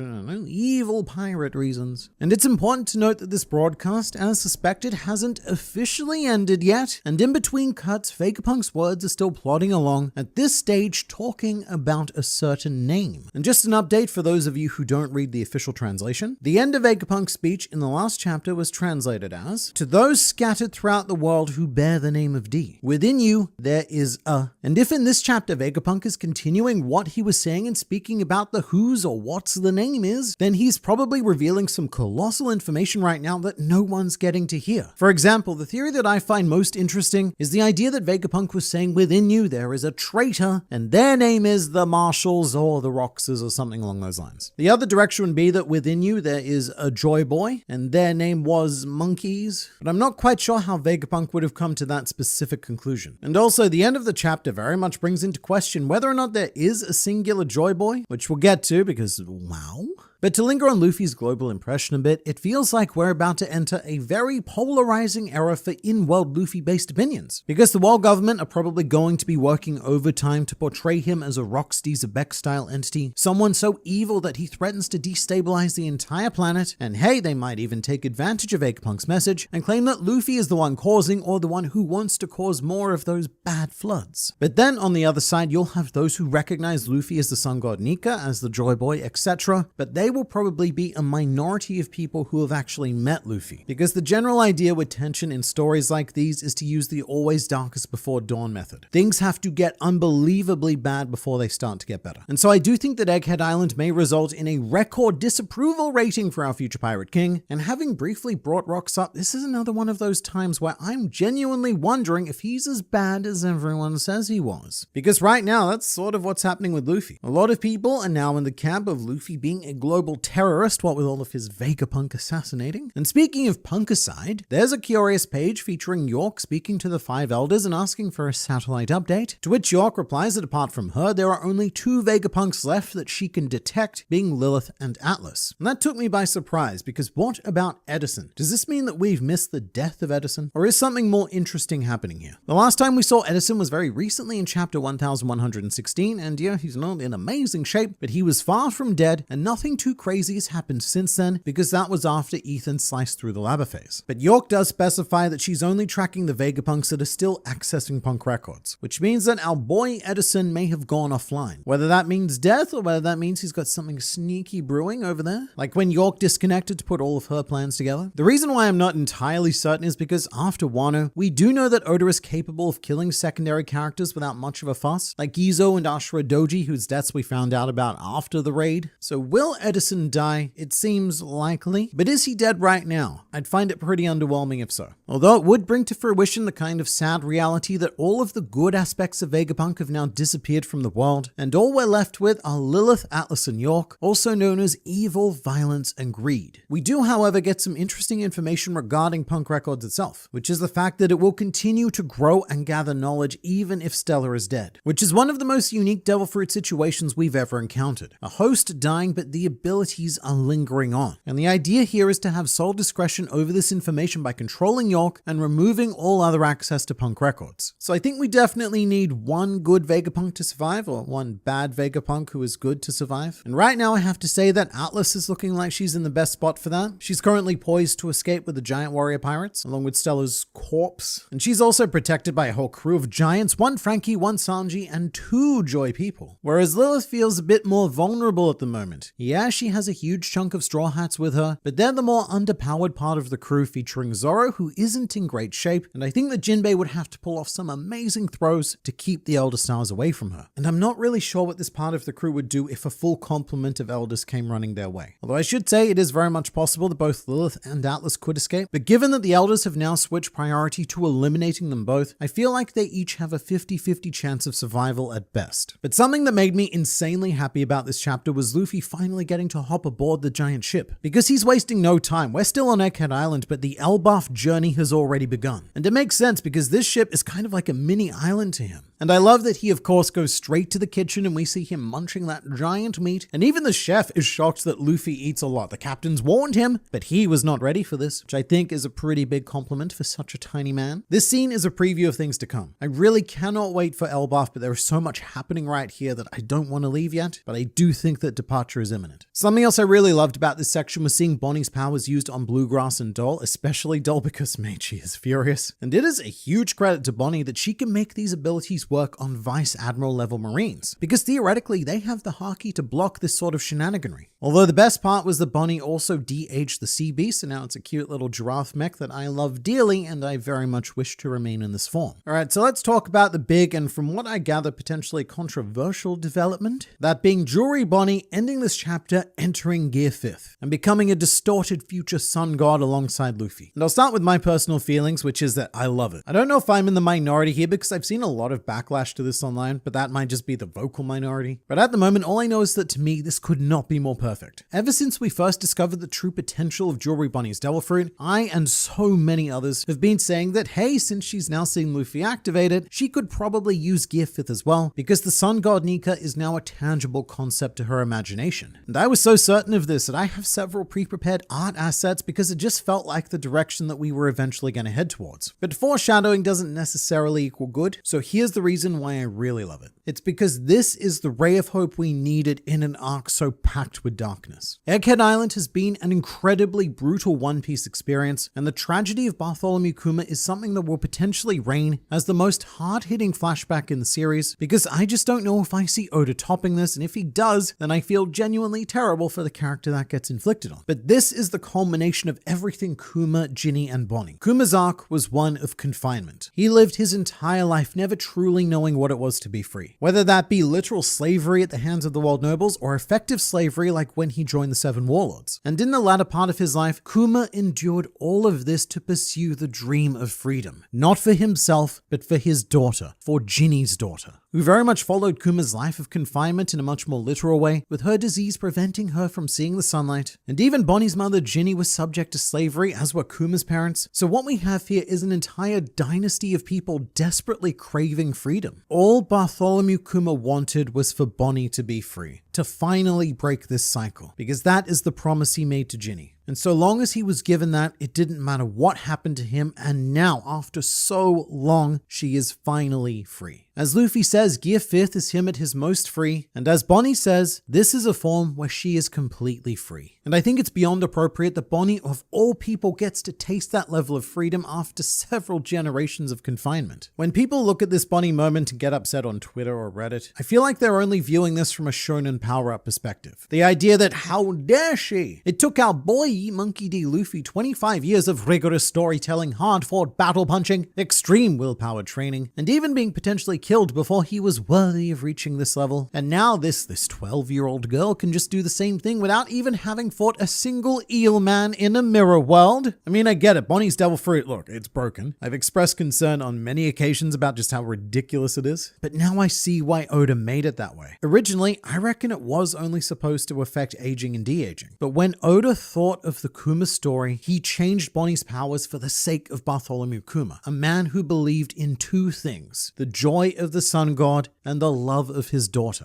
To me, this is the most satisfying possible outcome because it means that Kuma and Ginny can finally rest in peace, because Kuma doesn't need to worry about Bonnie anymore. The level of freedom she's attained can never be taken away, and she will now go on to be happy and spread joy for the rest of her life, just as Kuma always strived to. I find this insanely touching. And I think the part of it might also be because the cover of Volume 109 just got released. And whenever this happens, a time-lapse is released of Oda's drawing process, which are always really cool to watch, because you get to see a ton of rejected cover designs. In this case, Oda started off with the idea of Saturn being the main focus and Kuma and Bonnie running away. But then he decided to switch that up to something more joyful. And there's a very special moment where Oda draws Kuma, then draws Bonnie, and realizes that if Bonnie's in the picture, then Kuma would be smiling. And he turns that frown into a smile and moves on. It's a very sweet artistic moment. And that's why when I read this chapter, I couldn't feel anything but happiness on behalf of a father who suffered more than any living being deserves. Suffered in order to give his daughter the power to live her life. So I'm really not at all concerned about the implications this has for the powers, scalings, and overpowered Bonniness. Although to be clear, there are big implications for this. Because if Bonnie can do this to herself, then what's to stop her transforming all of the Straw Hats into their distorted future Nika selves? That is a fun and probably necessary discussion to have for the future. But creating stringent and logical power hierarchies is not the mission of One Piece. The point of One Piece is to spread joy. And for me personally, this chapter absolutely nailed that mission. Oda also did an interview a couple of years ago that I think addresses this perfectly. It was a rare video interview, although his face was still covered by a fish. But in this interview, Oda said, "I really want to joke around more in the final saga. Even if it becomes a manga that people say, your idea is boring, it can still be entertainment for me. It'd be interesting if the topic of conversation was One Piece Ace is in big trouble, so I'm going to enjoy it. And to me, that sounds incredibly promising, because it means that everything is only going to continue getting more and more wild from here. This is the final saga. This is the last chance for Oda to put everything he wants to page, and I am here for every opportunity he wants to take. As a side note, I feel like a lot of people overreacted very early from the tech spoilers, which neglected to mention Luffy's involvement, and so it made it sound like the Iron Giant was referring to Bonnie as Joy Boy, which is why I think people really shouldn't rate the chapter based on poorly written summaries by people who don't speak fluent English on the internet. But while we're here just on the Iron Giant, mate, what is going on? It's starting to feel like he does power up and power down depending on whenever Luffy is in Gear 5th, which he's bounced back and forth between a lot during this arc. But if there was a bit of a low moment of this chapter, it's definitely having yet another Iron Giant cliffhanger where he says another iteration of Joy Boy is here. At this point, it's a bit like Big Mom screaming wedding cake to me. I get it. I know what you want, but reading weekly, I just want to see something new from you. Although look, these are comments that are definitely not going to age well. As I think I said last week, this is going to come back to hit us in the feels at some point, especially if the Iron Giant does sink to the seafloor without ever having gotten to see Joy Boy that one last time. But I don't think that's going to happen. If anything, with Luffy and Bonnie, this may even double the power being sent into the Iron Giant, because Bonnie's heartbeat does seem to be making the sound of liberation. So hopefully this could kickstart the Iron Giant back into action to do something probably cool. But you can do something probably cool right now and hit the subscribe button for this channel, which will result in consistent injections of One Piece culture administered directly into your YouTube feed.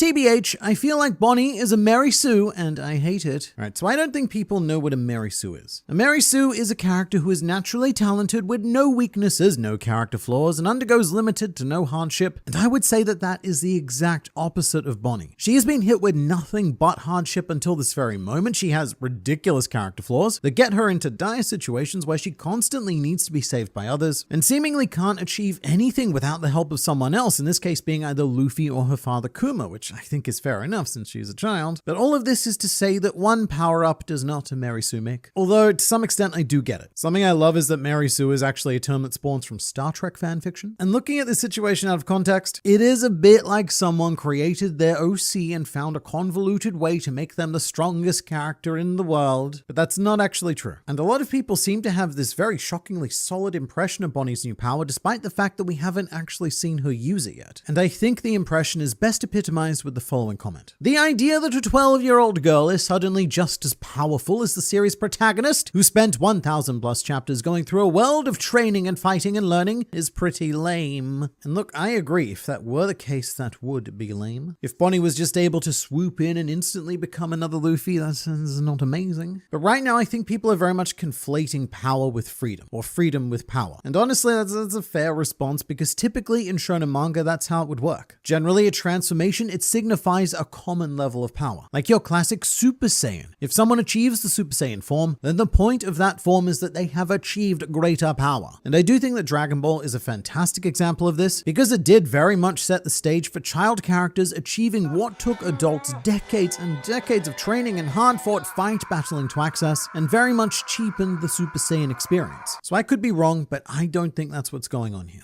Because this form is all about freedom. Bonnie didn't say, give me a Kaido beating Luffy Gear 5th-ish future. She didn't even request for a Nika-ish future like the time before when she beat Alpha. In this case, Bonnie said, give me a future where I'm like completely free or something. So it's not like Bonnie is instantly able to access Luffy's entire moveset. It's not like she's instantly achieved his level of strength, speed, haki, and Devil Fruit mastery, if indeed she can access his Devil Fruit at all. I mean, she'll almost certainly have some sort of fun combo attack with Luffy against the Elders, simply because that's the fun thing to do. But I highly doubt that she will or will ever be able to fight anywhere near Luffy. Again, I could be wrong, and if I am, then we'll go into it more at that time. But right now, I think that what Bonnie has achieved is the ability to live the way she wants to live. Nothing more, nothing less. Again, being free means different things to different people. And so that freedom is going to manifest in different ways. For Luffy, his idea of freedom is becoming the Pirate King. And part of that freedom is having the power to beat up anyone in his way. And remember, Luffy Luffy actually enjoys fighting. Whenever we think of Luffy fights, the temptation is to go to the greats, like Luffy versus Lucci or Katakuri, those super serious slugfests. But back in the early days of One Piece, Luffy was having the most fun when he was fighting. Even against Arlong in the context of Nami's story, he was being a complete goofball, because that's what he likes to do. That is how he feels free. But to Bonnie, her idea of freedom is much more simple. She just wanted to travel around the world with her father. She's not gunning to be the pirate king or to save the world, and she has limited, if any, interest in combat. Everything she does combat-wise is out of necessity. She has her own desires, her own will, and I don't think she's going to use this form in the same way that Luffy does to instantly become an unstoppable cartoon god. So I do think we should all chill a bit before we start throwing around terms like objectively shit writing. I actually think that people should stop using the word objectively in general, because most of the time what people mean to say is subjectively. But also maybe take a moment before throwing around accusations of, say, Oda fell off because a 12-year-old girl is now as powersome as the series protagonist, because that's not something you can judge from a single page, and it really shows the ugliest side of reading manga weekly. Because people are so quick to make judgments about entire arcs and even the whole series based on an isolated chapter experience without knowing or considering the bigger picture. Now, to be as fair as I can, I do think that some of this is on Oda himself, because he did conflate the idea of the sun god with Gear 5th. We don't generally call this Luffy's Nika form or Luffy's sun god form. We say, it's him using Gear 5th, and Gear 5th implies power. So I can see why some people are seeing Bonnie in this form and making that connection. And I'm not saying that Bonnie isn't stronger at all. She almost certainly is, but we simply cannot judge what kind of power she has at the moment. And I think a good comparison I could probably draw right now would be to use Momonosuke. He's in a very similar situation because he has the exact same ability as Kaido, the strongest creature in the world. And it makes Momonosuke a true OP force to be reckoned with, but he is still nowhere near the level of Kaido. He's 8 years old and theoretically has access to Kaido's entire dragon moveset, and so you could make a similar complaint and say, mate, this 8-year-old automatically has the power of an emperor, but he doesn't, because he doesn't know how to use that power, and that's because we read the manga and that's how we know it. He doesn't know how to use that power, and also he'll be using it differently in his own way. For another overpowered child, I'd also single out the 16-year-old Shirahoshi, who has probably the single most devastating ability that an individual could wield, who I only bring out to say that superpowered children, they are a very common feature of One Piece. So much so that we have now at least 3 of them who are going to be key to bringing about the dawn of the world, but none of them have in any way come close to all of these worries about supplanting Luffy and cheapening his power up. And I don't think that Bonnie is going to be any different. And something that I do find very encouraging is that I took a community poll, and the people who dislike and or hate Bonnie's transformation are less than 10%, which is still a pretty big number. Although interestingly, it's pretty much the exact same ratio as people who were displeased by Gear 5th when it first happened. I took a poll back then because I love polls. I love the way that they cut through the vocal minorities and give us the actual impression of the fan base. And the hate percentage of Gear 5th is the exact same hate percentage of Bonnie's transformation now. Both of them sitting at exactly 3%, which I find incredible that it is smack bang the same, but also it's not too surprising. But the like and neutral percentages are also pretty much exactly the same as well. Approximately 70% in favor and about 20% remaining at neutral. And by the way, shout out to that 20% of neutral people. I think it's always the best idea to just sit and wait to see what happens before you form an impression. But to use my old age to speculate, I'd also offer that we're just in that part of the One Piece arc cycle. At about the 2-year mark of every arc that's run for that long, there's a part of the online community that starts to get a little bit restless, a bit fed up with the weekly experience. We want things now and we want them the way we want them and not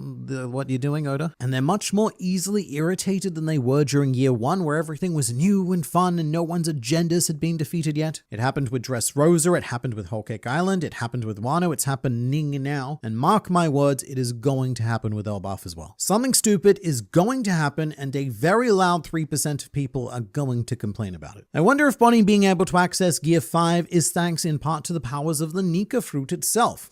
Brilliant. So I didn't even consider that, but that could definitely be part of it. Especially since Bonnie isn't able to achieve this until after Luffy says that he believes in her. He says that she can, and then she does it. Because if Luffy believes that something is possible whilst he's in Gear 5th form, then it just tends to become possible. So it could be less of Bonnie being overpowered and more that this is just a completely overpowered duo. Love how low-key, even if Kuma passes away, the last thing he might see is the daughter he fought so hard for with the hero he grew up being inspired by. And that right there is the heart of everything. When looking at these final 2 pages, yeah, this stuff in the middle, it's cool and everything, but the real meat is right here with Kuma sitting up, looking into the sky and seeing both of his dreams simultaneously coming true. And what I really like about this is how vague Oda's keeping it. He still has yet to confirm if any part of Kuma is still alive. And to be honest, I'm not sure if I want that confirmation. I'm a big fan of seeing panels like this and reading as much or as little meaning as you want into them, so you can look at Kuma and believe that he's watching Bonnie, or you can look at it and see the remaining shell of tragedy, because finally everything he wanted is happening, but tragically he's not actually here to see it. Either one works for me, and keeping it vague really enhances that element of faith and belief. Faith and belief being absolutely key ideas to One Piece, but especially in Egghead Island and especially with Kuma. Is no one going to talk about Dory and Broggy dancing to the Nika beat? There's actually a whole section in this chapter that I didn't talk about in the previous video. When Luffy eats and regains his stamina, there's a very curious moment where the drums of liberation kick in, and it seems to affect the sea beneath all the ships, as if the water is bobbing along to the beat rather violently. And that's why we see Dory and Broggy dancing, seemingly uncontrollably, and it's cool because they're both doing the sun god dance and Bonnie is watching them, which must be surreal because that is the dance that her father taught her. How do these giants know about the secret dance? And I really love that Dory and Broggy join in, because this beat seems to be like a call to action. They drop all of their concerns, including their ship being on fire, and just assume this state of maximum pure joy, which gives me chills because I can see a future where at some stage during some sort of final war, the drums of liberation activate, and then you see a whole army of giants breaking into dance, something that could create an earthquake of joy around the world. And that's initially what I thought this whole sea level business was. The dancing giants causing the massive ship to bob up and down, and that's having a knock-on effect of all the sea phenomena, but I'm not entirely sure. It could also be Luffy using his awakening to manipulate the water, probably unintentionally, or maybe it's that this particular drum beat is so powerful that it's the noise capable of vibrating and moving it. Or maybe it's even an after effect of the Iron Giant falling into the sea. That thing is colossal and it is going to cause waves. I'm really not sure, because what I want to say is that Dory and Broggy haven't seen a full powered Gear 5th Luffy, because he's been in this constant state of powering up and down and up and down, thanks to whatever filler food he can find along the way. But perhaps after the special feast prepared by the giant cook, Luffy is able to access something far more powerful. Again, I don't know though, this whole section is pretty vague. But at the moment, I'm choosing to adopt the philosophy of Dory and Broggy. I don't think they really know what's happening, but they're just happy to be part of it, and so am I. When they get to this part in the anime, I want the drums of liberation music for Bonnie to be synchronized metal guitar that matches Luffy's drums. Yeah, so that is the sort of thing that I would be very keen on. I mean, use whatever instruments you want, but I think it would be a huge missed opportunity to not turn this song into a two-piece, and have Bonnie's music add to the foundation that Luffy's beat provides. And then if we do go in a direction where more characters can somehow attain their most free forms, then we could eventually end up with a full orchestra and symphony of liberation. Shout out to Kizaru for still taking his big nap. So this isn't a joke. I'd actually forgotten that Kizaru was still in this arc. We haven't seen him since chapter 1111, which doesn't sound like it was too long ago, but we've had so many breaks, and those breaks have been pretty long as well, that the last time we saw him was actually in March, and now it's almost July, mate. So Kizaru really hasn't been at the forefront of my thoughts for a long time now. And I think he is pretty much done for the arc. However, there could be one last thing, which is a shot of him seeing both Luffy and Bonnie in these forms. This could still be, and probably is, a lot of copium on my part that I'm huffing, but I still don't believe that Kizaru is a lost cause. And if he sees both Luffy and Bonnie dancing to the beat of liberation, then that could be his come to faith moment and lead him to becoming an ally down the line. Because if not, then Kizaru is going to continue to be a very sad story, as this broken man enters the final war just to get smacked down once again.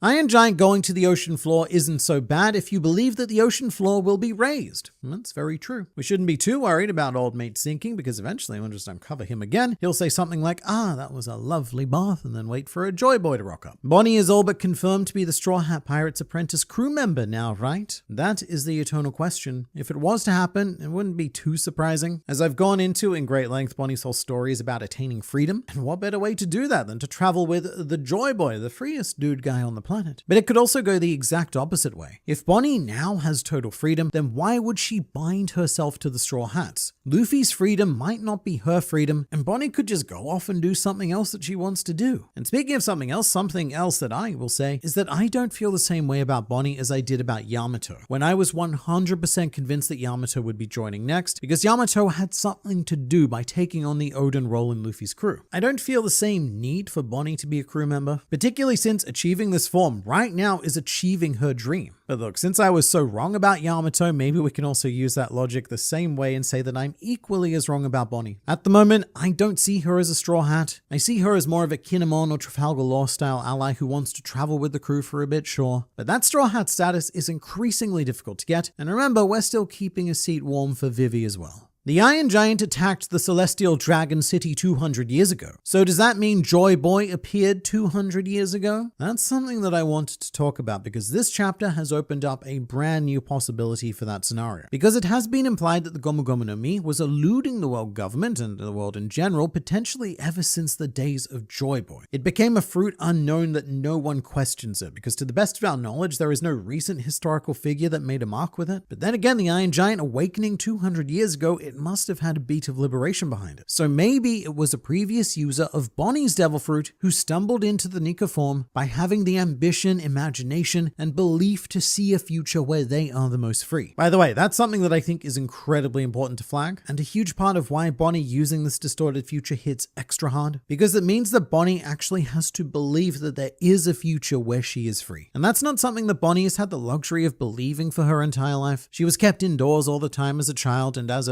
now a slightly older child sailing the world, she hasn't exactly been free either. She's been constantly pursued and captured and pursued and captured, and we were at a point where Bonnie had no hope of freedom. She could not see a future where that was possible. The beginning of Egghead Island was her lowest point, where all she could do was return to the island to take revenge on the man brain that ruined everything, and that's why this is such a massive step and so satisfying to me. To enter this form, Bonnie needs to be capable of imagining and believing the future that her father envisioned for her. It's a fantastic emotional release. But back to the Iron Giant, maybe it was neither Luffy nor Bonnie's Devil Fruit. Perhaps it was even a third fruit capable of replicating that effect. Because there are a litany of Devil Fruits in this series that right here and now are capable of using Gear 5th. Now that Bonnie has confirmed this is an option, then this could unleash a flood of freedom around the world, and we're going to go through a ton of users who can replicate this power in a video coming out very soon.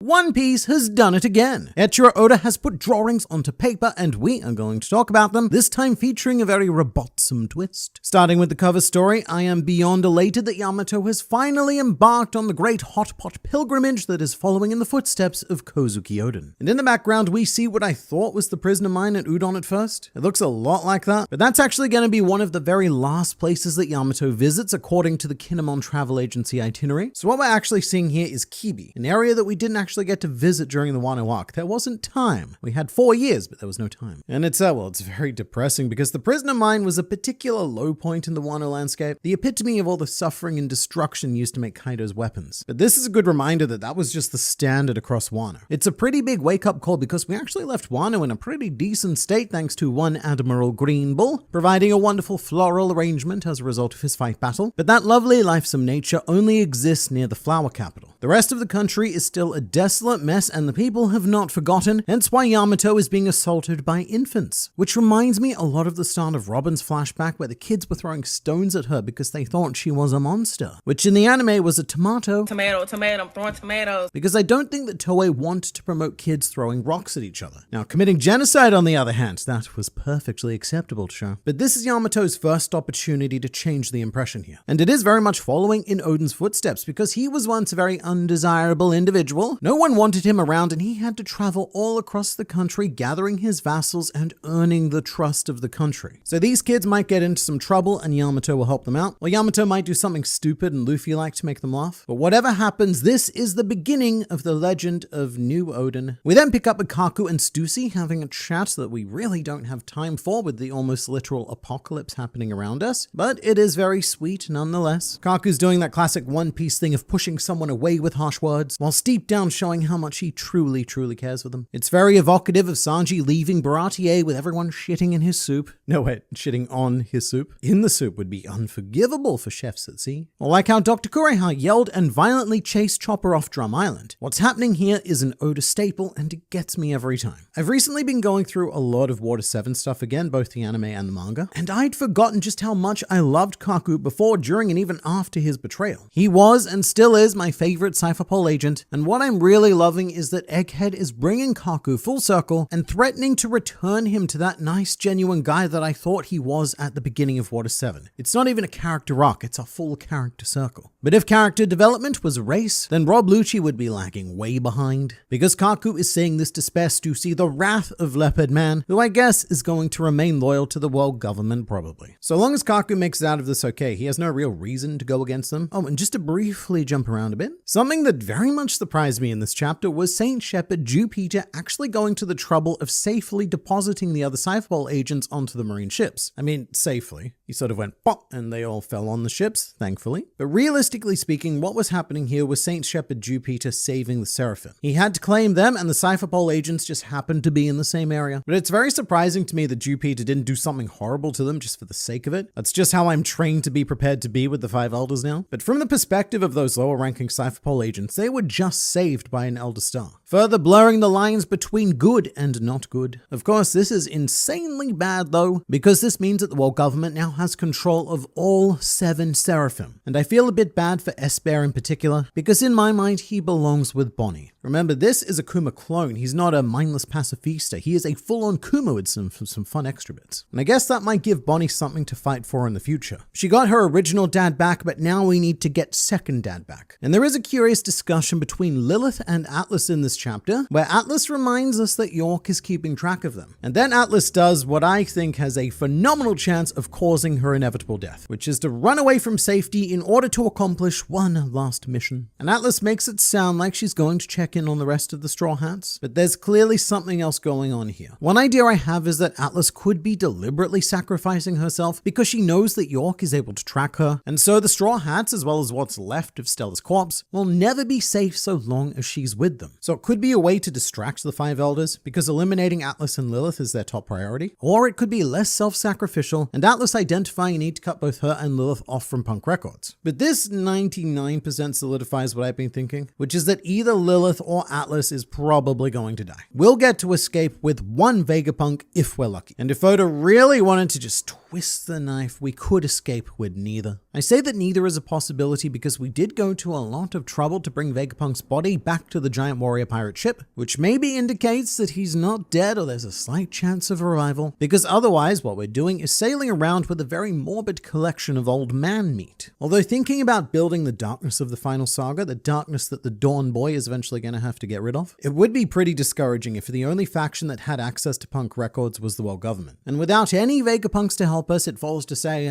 Frankie, to take up the mantle of his non-consensual mentor and find a way into Punk Records to make Vegapunk's dream come true and deliver all of the knowledge to all of the everyone. But there are 2 key highlights of this chapter for me, actually 3 counting the man in the box. But continuing on from chapter 1118, we do get to see the expected combo attack, but my expectations were not expecting this. It's such a crazy combination of people that were involved here. Luffy, Bonnie, Sanji, and Frankie. This is such a bizarre team up of powers that don't traditionally complement each other as much as other crew combinations, like say a fish throwing a bowl of moss at a centaur. It's a really cool idea though. Luffy restrains Marcus Mars, and then everyone else creates the force to send Team Rocket blasting off again. It's a great idea, but with a couple of thoughts attached. Firstly, I don't know how ultimately effective this is going to be. We don't have a great understanding of how this works, but so long as there's an Elder on Egghead Island, or maybe at least Saint Saturn, can he not just teleport Marcus Mars back, like how he got them all to Egghead from Marijois? I guess it might not work mid-air, you might need a surface to have the funky symbol appear, but they all have long-distance telepathy, so yeah, I'm sure that the older men will work it out. The second thing is that I believe that this is the first time we've seen Jewelry Bonnie use Haki, because her giant fist looks partially coated in it when she's giving Luffy that rather girthy backshot, and it might be the case that her using the Gear 5th form has unlocked Haki for her, or at least given her the ability to use it whilst in this form of maximum freedom. Because even Bonnie seems surprised at what's happening here. She questions Luffy, confused as to why he's in pain, and Luffy's like, mate, yeah, of course. If you used the Haki, it's gonna feel no great. So this could be Bonnie's first experience of Haki. Now that she's completely free, Bonnie is able to conjure and express her own willpower instead of feeling trapped and powerless like she has no will of her own. Although I should point out that Sanji is also kicking Luffy with Haki, so you could argue that the owl is very much being generated by him. But I do think it's very thematically appropriate for Bonnie to be exuding her own willpower in this moment. The most unfortunate thing about this section is, of course, Frankie. He's the only one who lacks even the illusion of Haki. He doesn't get any black shading for that strong right at all. His hand is as bright as the dawn of the world itself. So as much as I love the idea that he was involved in this attack at all, it does feel like one of those situations where a bunch of people are lifting a heavy object at work and one person ends up with none of the weight but still pretends that they're helping nonetheless. Some thoughts on Bonnie in general though. I think she is really suited to the sun god aesthetic. It's so wild and wacky that it very much enhances those childlike impulses, and that's something that Jewelry Bonnie has never really been allowed to be. Her whole life has been a struggle just to be a child. She had very few friends, she was locked inside for most of the time and then on the run for the rest of the time. So it's great finally being able to see her act the way a 12-year-old really should be acting, with wild imagination and reckless disregard for everyone and everything around her. And I also really like the concept of the dawn balloon as an attack, if only because Luffy's spherical shape in the sky is taking him that one step closer to becoming a literal sun. And it's at this point that I think the more outspoken denizens of the internet can breathe a collective sigh of relief, because Bonnie seriously struggled in this chapter and had to revert back to her base child form after one punch, proving that she can barely do a fraction of what Luffy can in this form, which was definitely the right call by Oda. I love that Bonnie has access to the form of maximum freedom, but that's really all it should be, a symbol of her growth and her character arc. And I also love Bonnie's dialogue after returning back to normal, the whole, mate, this freedom, oh, it's exhausting. Because it is. Generally, freedom isn't something you get to experience without constantly fighting against someone or something who wants to take those freedoms away in whatever form it may be. So it's a tiring endeavor to maintain peak freedom, and it goes to show just how much of a freedom monster Luffy is, that he can keep this going for as long as he can. So what's happened here is actually the opposite of what people were worried about, which is that Bonnie using this would take something away from Luffy. No, it actually added something to Luffy by showing us for the first time just how difficult it is to actually maintain. Although this chapter had no difficulty maintaining my interest because my dude is back, Charlotte Katakuri has appeared fully healed and carefully watching the words of Apple Gramps. And I'm not sure, but I think he's standing in Chocolate Town on Cacao Island. It's difficult to tell because a lot of the Totoland Islands do look very similar, but it would be a well-chosen location because the minister of Cacao Island was Charlotte Pudding, who's being kidnapped, and Katakuri, mate, remember that family that you love? We should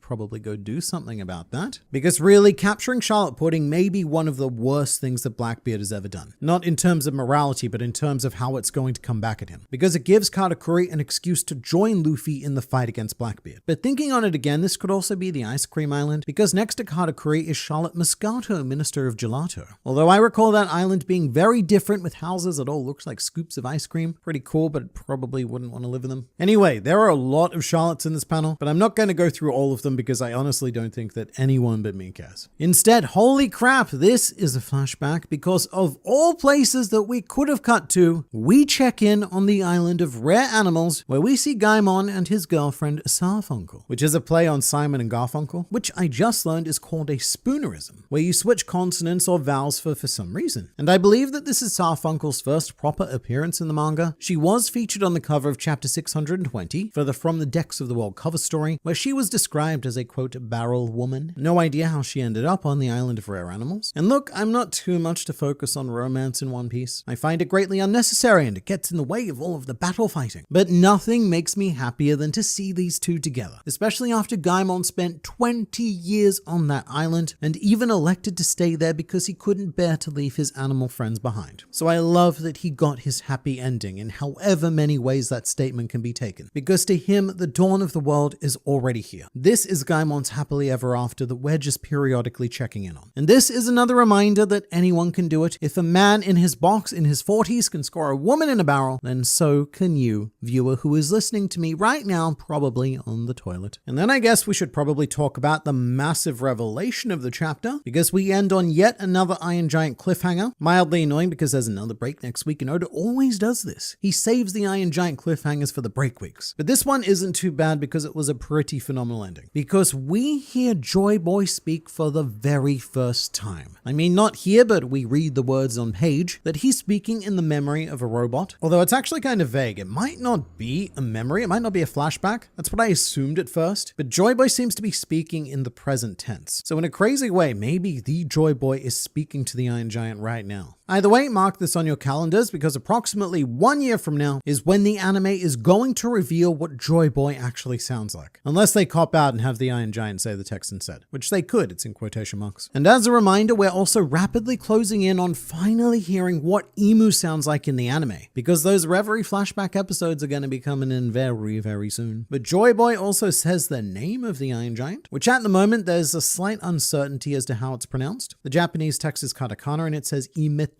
which is probably going to be either Emeth or Emmet, which is incredibly appropriate no matter which way it goes. Emeth and both spellings of Emmet mean various forms of truth. For example, Emmet with just one M means truth, then Emeth with two M's means truth from beginning to end, and Emeth means a much more firm truth. The kind of truth that doesn't care about your personal boundaries and will not take no for an answer. And until we know a bit more, it's probably pointless diving into the literary and mythological inspirations that Oda could have taken from with this name. But in the whatever's happening here, the flashback or the modern day shenaniganry, Joy Boy is telling him to do a thing when the time comes. The implication being that the time is now, the thing is the pig, and Emeth needs to punch it like real hard. Which he does, and it's incredible because it breaks Walkyree's tusk off. Remember, this is the tank of the Five Elders. The guy that not even Luffy in Gear 5th could break with raw force, and Emeth made him look like he had the structural integrity of an uncooked 2-minute noodle. And it looks like this is just his punch power. I mean, I made fun of Frankie earlier for being the only one without Haki in the team-up attack, but after seeing this, like, who needs it? Not Emeth. So I wonder if Emeth is built out of a special material, something so tough that we couldn't even begin to dream of replicating it, or if there's some other power system at play here. A taste of how the ancients once fought. And it would be massive if next chapter, it was revealed that Walkyree was not able to regenerate from this attack, and that gives us our first clue of how to put these geriatrics in their long overdue graves. I love the final panel of the chapter. It's amazing because it's Luffy with his starry eyes. It's the same way he gets whenever he sees a new Frankie invention. Luffy thinks that this is the coolest thing he's ever seen, and I hope that they're able to communicate. Luffy should maybe be able to hear the giant via the voice of all things, and who knows? Luffy might even want to pilot it, because he did originally attempt to get inside the Iron Giant when he, Chopper, Jinbei, and Bonnie first discovered it. So what happens is Luffy hops in and serves as both the pilot and the power source, and One Piece finally evolves into its final form, which is a full-on mecha series. But there's still quite a bit left to dissect with this chapter, which we'll get into in the next video. And to be informed of this future offering, please do subscribe to this channel for consistent injections of One Piece culture administered directly into your YouTube feed.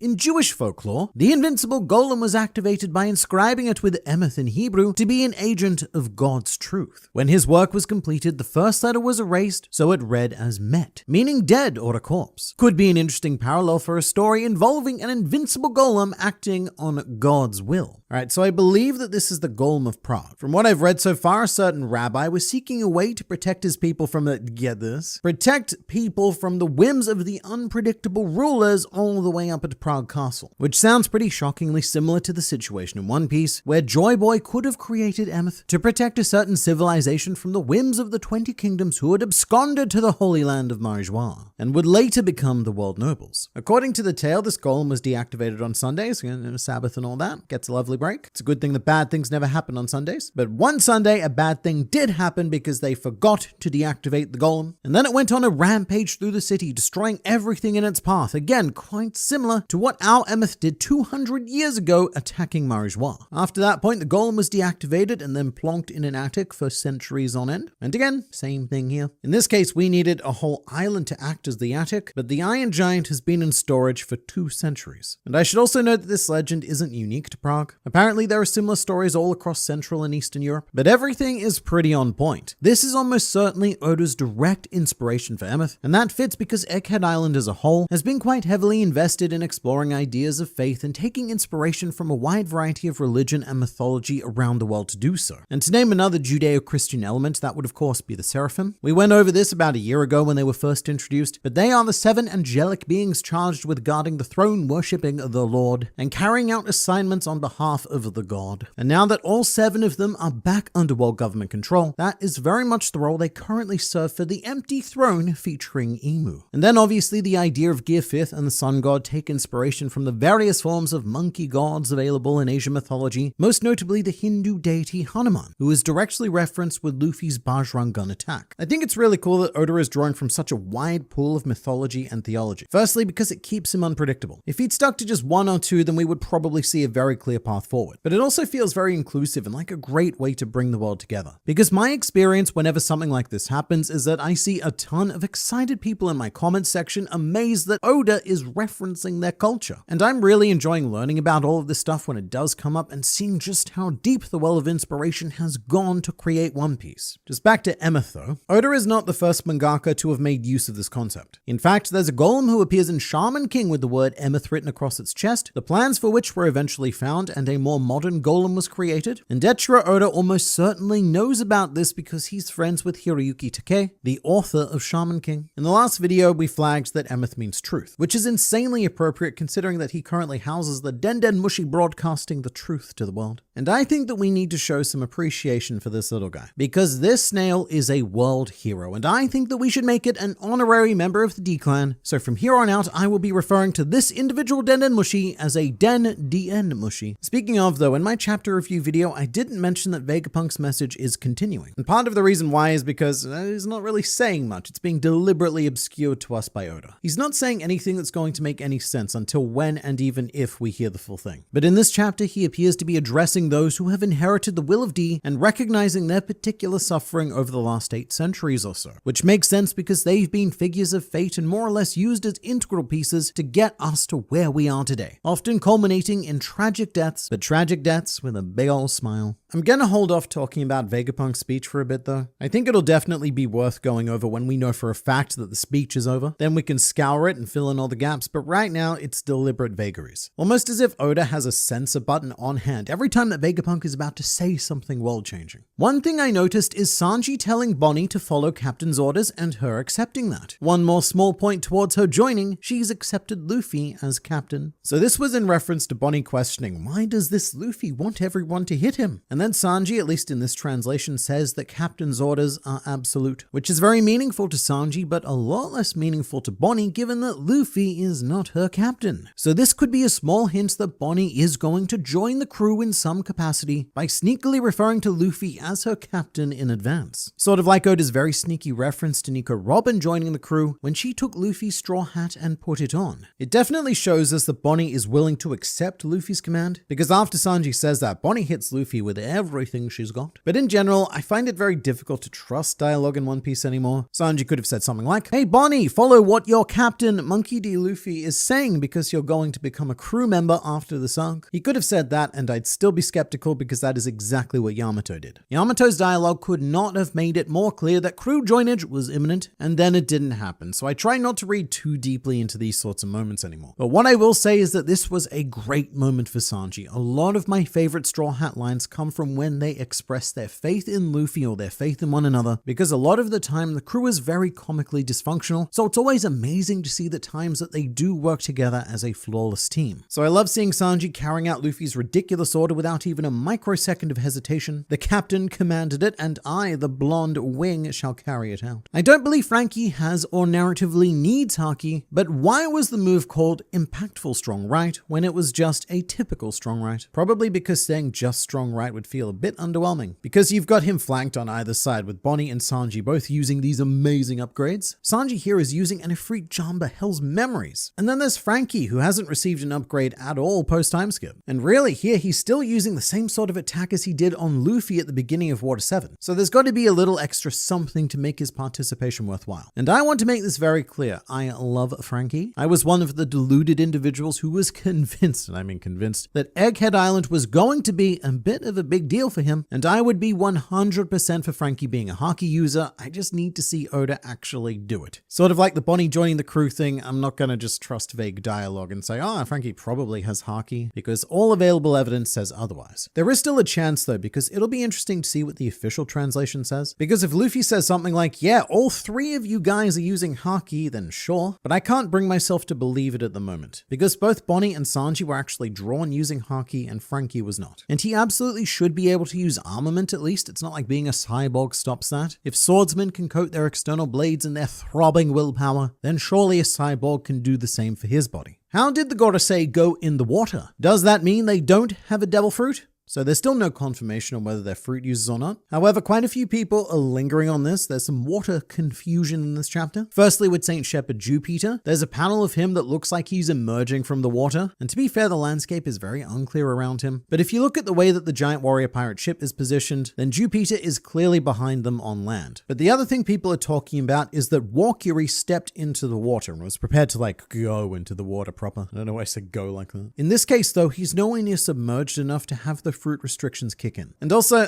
One Piece is pretty notoriously unreliable when it comes to the effect that water has on devil fruit users. It should be straightforward. It's not. A great example of which is Sunwan Wolf, who is a devil fruit user and can apparently be up to his chest in water without it really affecting him somehow. The fact that Luffy himself couldn't harm the Boar Elder but the robot could actually caught me off guard. Me too, and there's a bunch of ideas as to why this is. A popular one that I'm seeing is that Emeth is made out of sea stone and is thus countering Topman Walkuri's potential devil fruit powers if indeed that is the thing it is they are. I don't know if that's the case though, or at least not fully made of sea stone, because Dr. Vegapunk went inside Emeth, and Luffy, Chopper, and Bonnie were all very close to him, so one of them definitely would have noticed if it was sea stone. I will say that the sea stone solution would be a pretty great way to stop Vice Admiral Bluegrass instantly taking command of Emeth, because she is right there right now, albeit in a distorted future child form. And maybe that's why she's in the child form. Oda needed an excuse for her to just not completely dominate the situation. Or it could be a scenario where only Emeth's fists are equipped with sea stone, which would be possible because sea stone as a whole originates from Wano and they were part of the whole Ancient Alliance thing. Or it might be something completely out of this world, like a substance only found on the moon, and whatever was used to construct the automata that we see in NL's cover story. But there's endless speculation with this right now. It could even be a completely unique material created by the ancient user of Warpol's devil fruit, like how Warpol ended up creating Warpo metal in the modern day by eating garbage. The most important thing about this to me though, is that if St. Topman Walkuri cannot regenerate his tusk, does that mean that half of his mustache is going to be gone in his human form? Because I would find that absolutely hilarious. Of all the things in the chapter, the last editor's note, "The romance lives on," has to be my favorite line. Okay, so if you're watching this video and you only read the official translation, let me just explain what this is. On the last page of every One Piece chapter published in Weekly Shonen Jump, there is some teaser text placed there by the editors that doesn't get included in the English translation. It's not usually particularly important, like for example, in the last chapter it was 2 warriors running amok, which was in reference to Luffy and Bonnie. It didn't really add anything. It just said the thing that we saw. And I think it gets cut from the official translation because one, it doesn't usually add too much value, but also I think it's because they prep these chapters as best they can for an immediate volume format release. So they put themselves in a position where they don't have to go back and do too much extra work. But this week is a bit unfortunate because I really like the editor's text that says "the romance lives on," because that is of course a reference to Romance Storm, the beginning of Luffy's adventure. But in this case, I think it can also have a double meaning. And it could also be referring to the romance of Joy Boy's adventure still living on through the actions of Emeth 800 years later. And who knows, it could even go even deeper to the original Sun God Niku's adventure, however many thousands of years ago that was. So on this particular occasion, that was brilliantly written and I think definitely deserves to be highlighted. How TF is Moscato alive? Are we not talking about that? Sure, we can talk about that. In this chapter, we saw Charlotte Moscato, Minister of Gelato, who is best known as the guy that Big Mom seemingly killed in the opening chapters of Whole Cake Island. But the reports of Charlotte Moscato's death have been greatly exaggerated, as in the very next chapter, we see Charlotte Montdour commanding the Soul Tax homies to return Moscato's soul and therefore his life force, which then resurrected him as we saw in chapter 901. But to be fair, a lot of people do still think he's dead, mainly because there's about 1 billion characters who said he was dead over and over again, and the revival revival, it wasn't very clear. But this makes at least 3 characters who have actually legitimately been resurrected from death. There's Moscato, there's Brook, and Lao Ji, whose soul left his body and then hilariously returned back to him during Dressrosa. And speaking of Dressrosa, we do have some somber and solemn news, as the anime voice actor for Treble passed away recently at the age of 56, which is far too young. It's a real tragedy. But in honor of his work today, I will offer my best Treble impression and give him a near-Duffy salute. Thank you so much for your work, and rest in peace, sir. And you know, it's still very vague about whether or not Luffy was actually dead against Kaido. That could be another resurrection. Very godlike thing to do. Are there any other characters who have come back from the dead? And I'm not counting fake deaths like your Pels and your Pagayas, you will of peas. I mean 100% confirmed dead and then revived. Let me know in the comments because I am probably missing tons. Has anyone thought about how Joy Boy could be the narrator? I've never thought about that, but now I can't stop thinking about it. I've always thought the narrator was someone telling the story of One Piece from the future because they obviously refer to events in the past tense, as well as allude to events to come, such as the historic incident that the Straw Hat Grand Fleet are eventually going to cause. But it would be really interesting if the narrator actually lived in the past and was telling the story of what was about to happen. And to some degree, Joy Boy or someone at least knew the future, because the Roger Pirates then became aware of this future to the point where they were able to predict to the year Luffy's rise to sun goddom and the commencement of the Great War. Alright, so the situation I'm picturing is that the Roger Pirates arrive at Laugh Tale, and waiting for them is a message from the Joy Boy. Something that says, "Hey Roger, mate, good of you to rock up. Unfortunately, you've caught me in the shower and I'm gonna need about 24 years to dry off. But here's a shiny bottle of sake as a reward for your journey." Oh, and also some slight spoilers for human history. There's gonna be a war, there's gonna be a flood, and there's gonna be a man in a box. Do with that information what you will. Thanks for playing, and goodbye.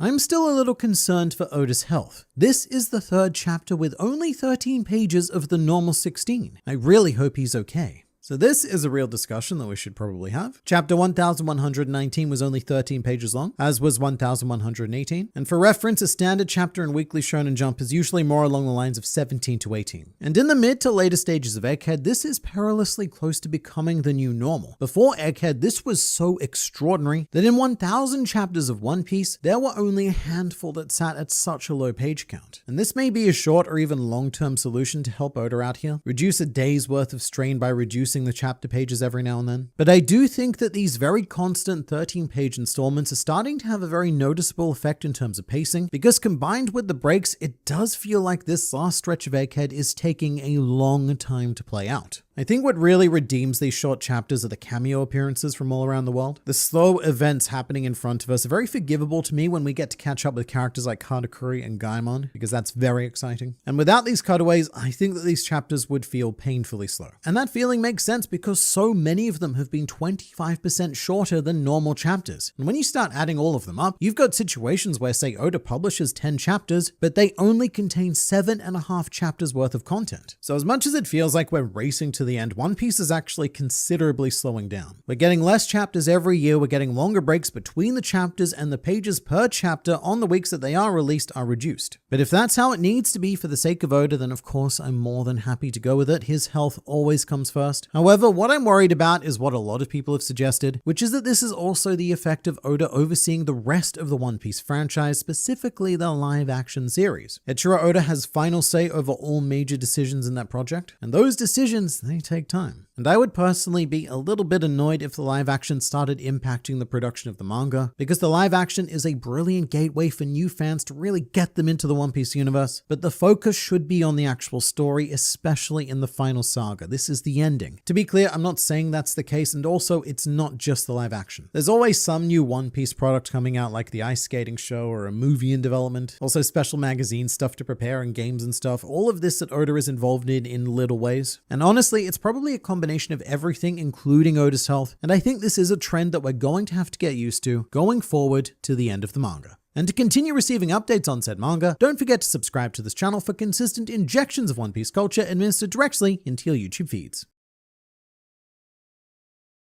Eiichiro Oda has done another series of things that we are going to talk about, and he did these things in a 19-page chapter. So credit where credit is due. I always point out the short chapters, but this is a longer than normal chapter, and it's because it is so packed with stuff. Starting with the cover page, Denjiro has now become the daimyo of Kibi, which, as I keep saying, is the region of Wano we know least about. 149 chapters over 4 years simply was not enough time to explore all of Wano somehow. However, what we do know is that Denjiro has inherited the position once held by Fugetsu or Musubi, who was part of Yamato's Stuck in a Cave flashback, and his name was recently brought up in relation to Admiral Fujitora, because it was a Musubi's ancestor who made Fujitora's supreme grade blade the Yakuza Kasen. And one thing that I'm really looking forward to with this cover story is progressively learning who all of the new daimyo are, because many of them, if not all of them, are probably Oden's vassals. In this cover story, we still haven't seen Kawamatsu, Kiku, Inuarashi, or Raizo, which would perfectly fill the 4 remaining territories of Wano in need of governance. But my biggest curiosity would be which one of them inherits the position of daimyo of Kuri, because that was Oden's former role. So there's some pretty big inherited will-shaped shoes to fill there. And I do really like that Denjiro was the one who came in to solve the issue with the kids, because he, like Yamato, to the people of Wano is a former villain. He was working for Orochi under the Kyoshiro name, and he did, admittedly, a lot of good in that role, but he also propagated Orochi's rule for how many years was it, like 15 years or whatever? Although my feeling is that Oda won't really address that, and will just be in this magical happy space, as often happens with former antagonists. But he's a great person for Yamato to encounter, because he understands that stigma, and it's also a pairing that we really haven't seen together at all. Off the top of my head, the only time I can even remember them being in the same place was fighting against Admiral Greenbull. So I'm really looking forward to seeing how that short story within a short story plays out. But this chapter commences in a most unexpected location, with a conversation between 2 dead old men, who here are still young men. Firstly, it is so cool to see more of Punk Hazard before Caesar ruined it with his weapon, and also before Sakazuki and Kuzan proceeded to ruin it even more, because originally it looked a lot like Egghead Island, or a beta test for Egghead Island. For whatever reason, Vegapunk seems to really favor the high-tech tropical palm tree aesthetic, but seeing Professor Clover of all people on Punk Hazard, that is really trippy. The odd blend of seeing a society focused on ancient history on an island focused on pursuing technology into the far future. But it was a really good reminder that Clover was actually kind of a boss back in his younger days, where he was a ravenous adventurer sailing across the world to discover its assorted secrets. He's on Punk Hazard, so it has to be said just how difficult it is to get there because it's in the New World, remembering that Clover is neither a pirate nor associated with the world government. So to think that this archaeologist made it so far, that deserves some appreciation. And I did also find his extended backstory quite tragic, because that's what I felt that all of Ohara was really lacking, more tragedy. But to talk about that, we also first need to address the wild revelation that Clover also bears the will of D, which puts a whole new spin on his passion to uncover the Void Century, because it directly affects his existence, but also his brother, who was effectively purged when it was discovered that he held the middle initial D. And it's heartbreaking that Clover had to not only watch this, but also that the last words he said around his brother was likely denying that he was his brother in order to survive. That guy,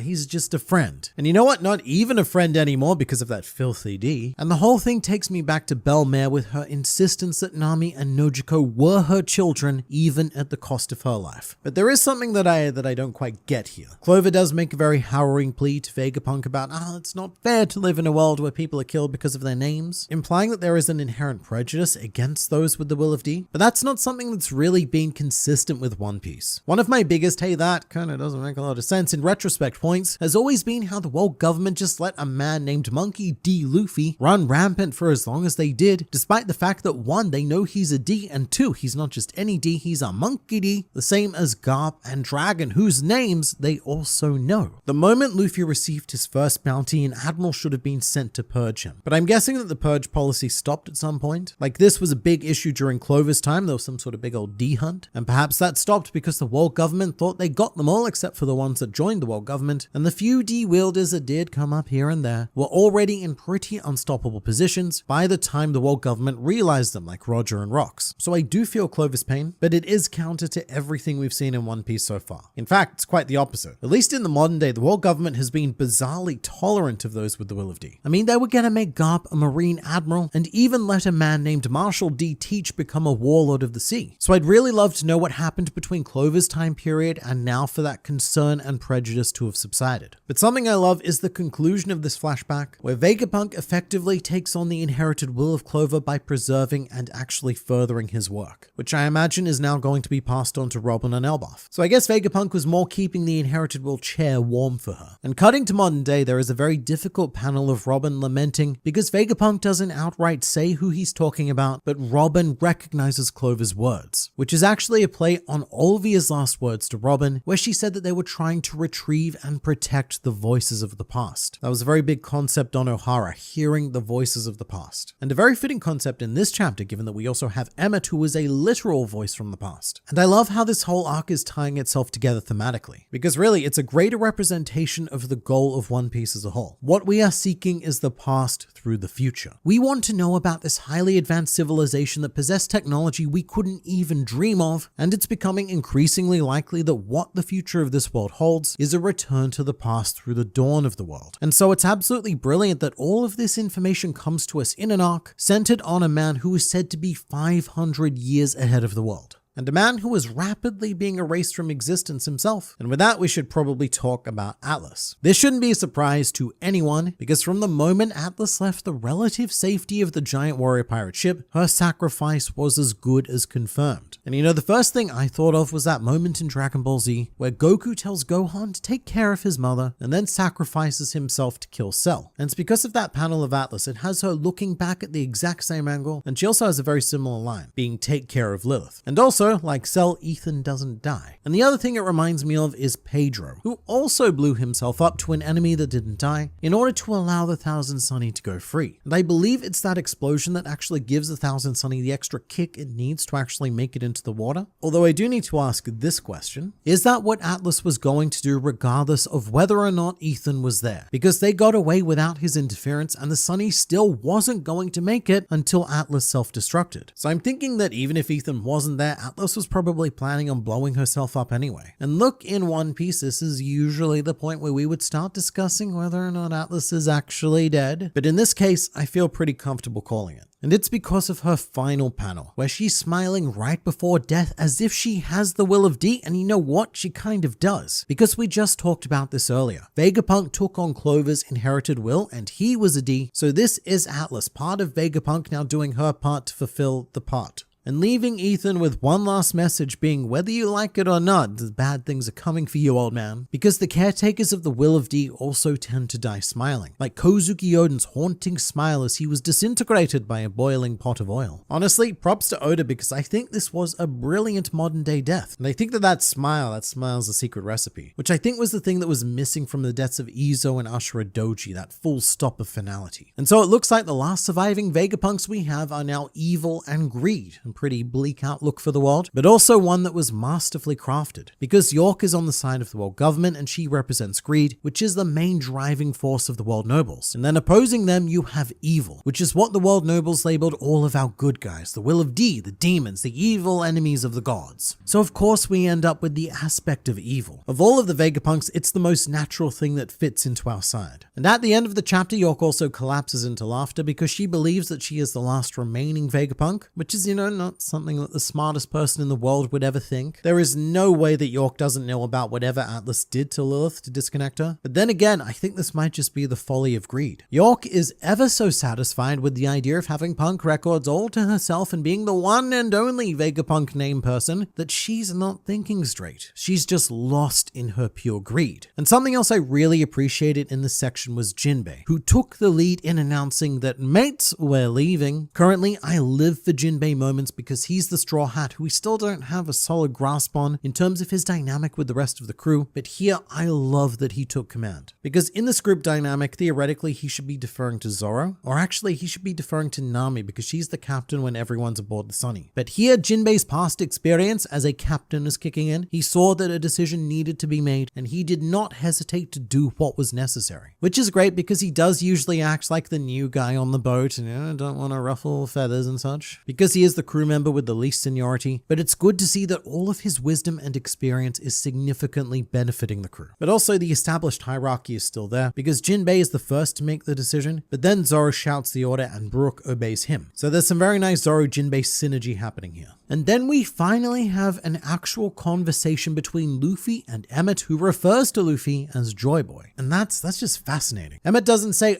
there you are, the man who inherited the will of Joy Boy. It is I, Robot, and I would like to assist your cause, good sir. He doesn't say any of those words. Instead, he goes, yo, Joy Boy, great to see you again. So either Luffy looks identical to Joy Boy, which it probably does, but that's too easy of an answer. Something even deeper could be going on here to do with actual reincarnation at this point, where Luffy isn't remembering his past life / past lives plural, because this isn't the first time that something like this has happened. When Gear 5th was first brought to us, Zunesha said that there was no mistake and that Joy Boy was here. And at the time, I took that to mean the heartbeat that Joy Boy possessed, that whatever that aspect of Joy Boy was now within Luffy, but maybe Zunesha was being much more literal than I gave him credit for. And it's not like it's being used as a title either. Emmett's not saying, I would like to fight for the Joy Boy. He acts like he knows Luffy personally. And there's a very interesting play of people happening here, if that is indeed a thing. Because Luffy reports to Dory and Broggy that Emmett says that he's going to protect Joy Boy, but they don't necessarily know who or what a Joy Boy is, because the name they know is the sun god Nika. So we have a situation where Luffy, the Giants, and Emmett are kind of referring to the same person. I mean, also kind of not, because they're three separate entities as presented to us, but also, yeah, we don't really know that. There's a lot of vagaries about this whole thing, but they're all referring to the same general concept, and yet each and every group thinks that they're talking about different people. And something adorable about this scene is when Emmett sees that Luffy doesn't realize he's talking about him, and he performs a classic manzai comedy backhand, which is a lot less obvious because he's a robot, but this action is called a tsukomi, and you see it all the time in anime. Tsukomi means retort, and it's usually calling out something stupid said by another character, with one of the most common tsukomi gestures being the forehand or the backhand. But it can also extend to much more over-the-top stuff like throwing objects and just engaging in brutally hilarious animated violence. But this is a very important moment for Emmett that will definitely get lost in translation in the West, because it's showing that Emmett has a strong personality and a knack for comic timing. He isn't just some huge, bulky, sad robot programmed to be serious, efficient, and again sad. He is a living, breathing being. And part of what makes this so funny is that he's doing this over-the-top comic gesture, but his facial expression doesn't change at all, because it can't. And you know what? Emmett's also gonna have a lot of trouble pulling off this comic timing if the five elders keep pulling off his arms. But Emmett gets another cool comedic moment where it looks like he's about to fire a Frankie-style strong right or a weapons left, but it doesn't work because his systems have degraded over the past couple of 100 years. And there's just a close-up of Emmett's face with the best oh shit expression he can muster as a robot. It's just fantastic, and I'm a bit sad that we're only now getting this sort of stuff from him, because it would seem that we are mere moments away from the demise of Emmett, right at the second where he's actually starting to showcase himself as a character. So who knows, we probably have a little bit more time with him, but it's not going to be much. Because Egghead Island is almost over. However, on that note, I wanted to highlight a piece of news that you may or may not have seen, which is a statement made by Oda's editor a couple of days ago where he said, "It's been stated that Egghead Island would conclude with a major incident. However, there's still one more big twist to it. I won't say anything else or they'll erase me, lol." And I have no idea what that big twist could be. At the moment, it feels like we've naturally come to the conclusion of all of the big twists and the everything that this arc has to offer, but apparently we've got one more massive thing to look forward to. And it may come to us courtesy of Vegapunk's message, which is still going on, and I think this is going to go down in history as one of those notorious weekly reading events. The idea that it's currently taken 5 months to play this message. And in this chapter, Vegapunk didn't drop any bombshells for us, but he did make a very important revelation to the world at large, which was to use Roger's true name, Gol D. Roger. The vast majority of the planet don't know him by that name. They know him as Gold Roger. The world government has been exceptionally careful about hiding Roger's massive D. In fact, when Sengoku announced to the world that Ace was Roger's son, even he used the name Gold Roger. So this is all sorts of mind-blowing to the peoples around the world, because they're now making connections with Garp, Dragon, Blackbeard, and Luffy. And look, if you're watching this video, you'll probably have realized that I didn't talk about the new family name in our Will of D clan, and that's because it's a surprisingly big, complicated, and fascinating topic that we'll be going over in the next video.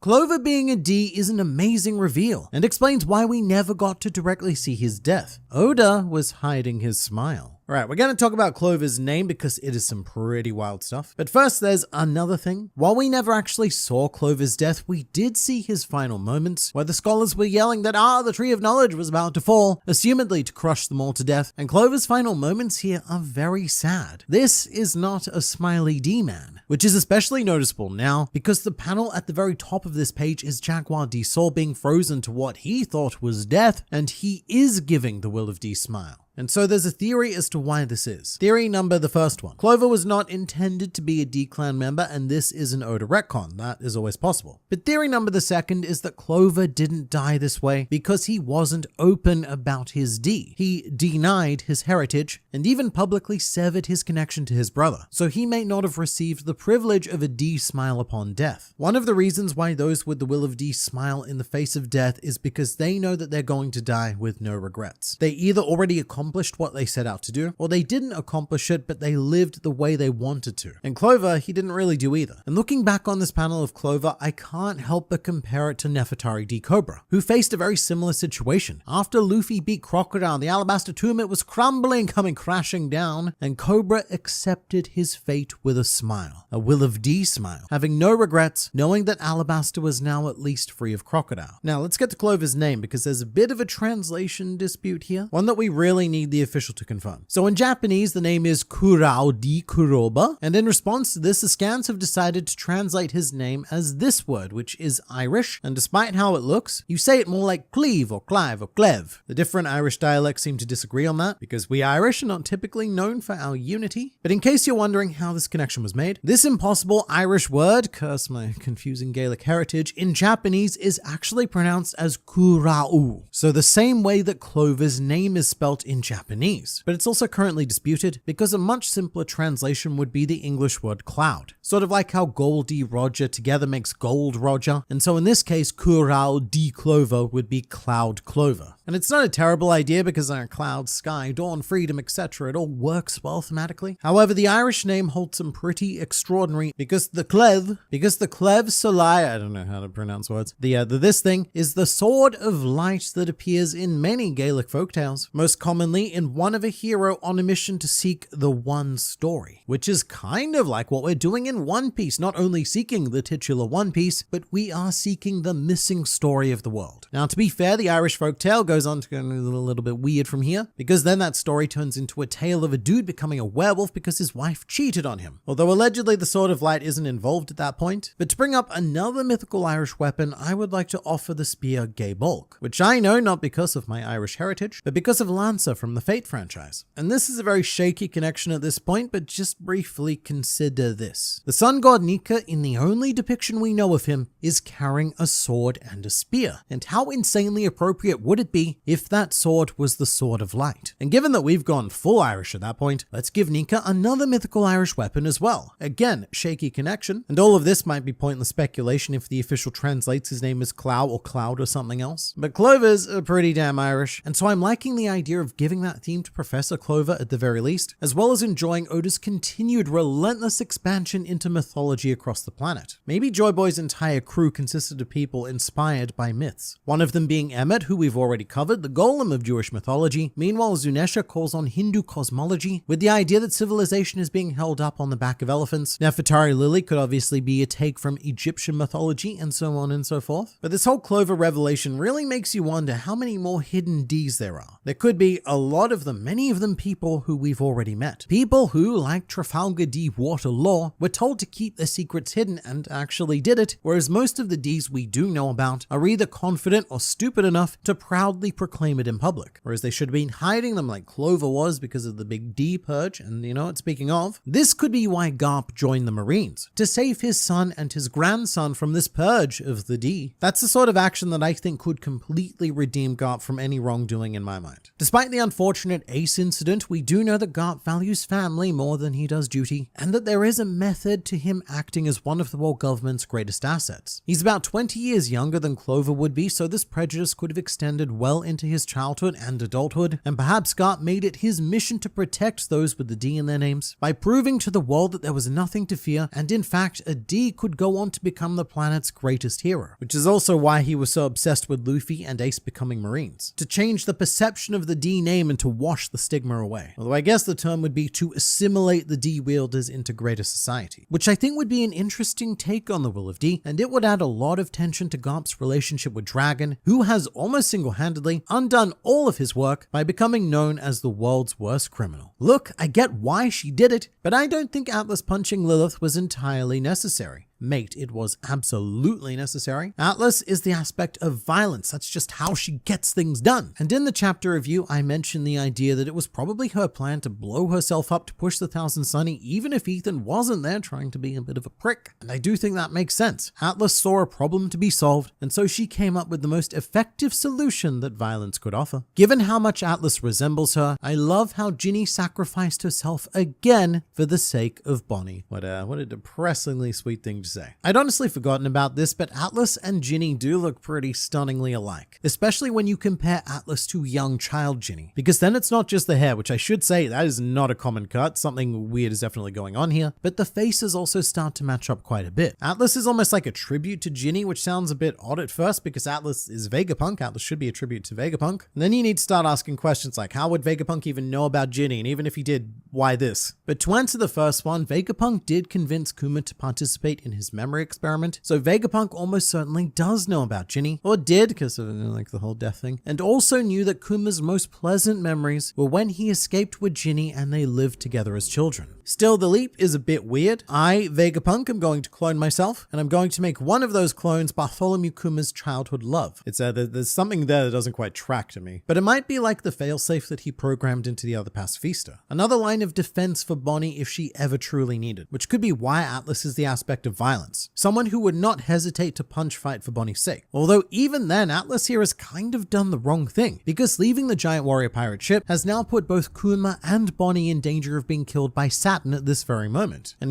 this right here might be where Kuma makes his one final sacrifice, because the only thing capable of getting him to move seems to be whenever Bonnie is threatened by Saint Saturn. But with Atlas, I'm not so sure. There is a definite resemblance to Ginny there. It's on purpose. I just don't have a solid why to lean on. Liam, we could really use a recap of what happened to each of the Vegapunks. What a magnificent idea. Shaka got shot, Pythagoras went boom, Stella got stabbed, Atlas also went boom, Lilith went to sleep, and as for York, this little piggy went wee all the way back to Marijois to take up the full-time occupation of being the worst person ever. However, that recap is missing a certain Edison. I'm not entirely thrilled with the status of Edison at the moment because Oda has left it even more frustratingly vague than usual. The last time we saw him was collapsing against a wall in chapter 1116, and then the next update we have is York confirming that he's been cut off from Punk Records, thus implying his death, or at least that's York's conclusion. But going by the rules of One Piece, I think we need to assume that Edison is still alive, at least until someone flat out states that he's dead or Oda shows his death, because just being disconnected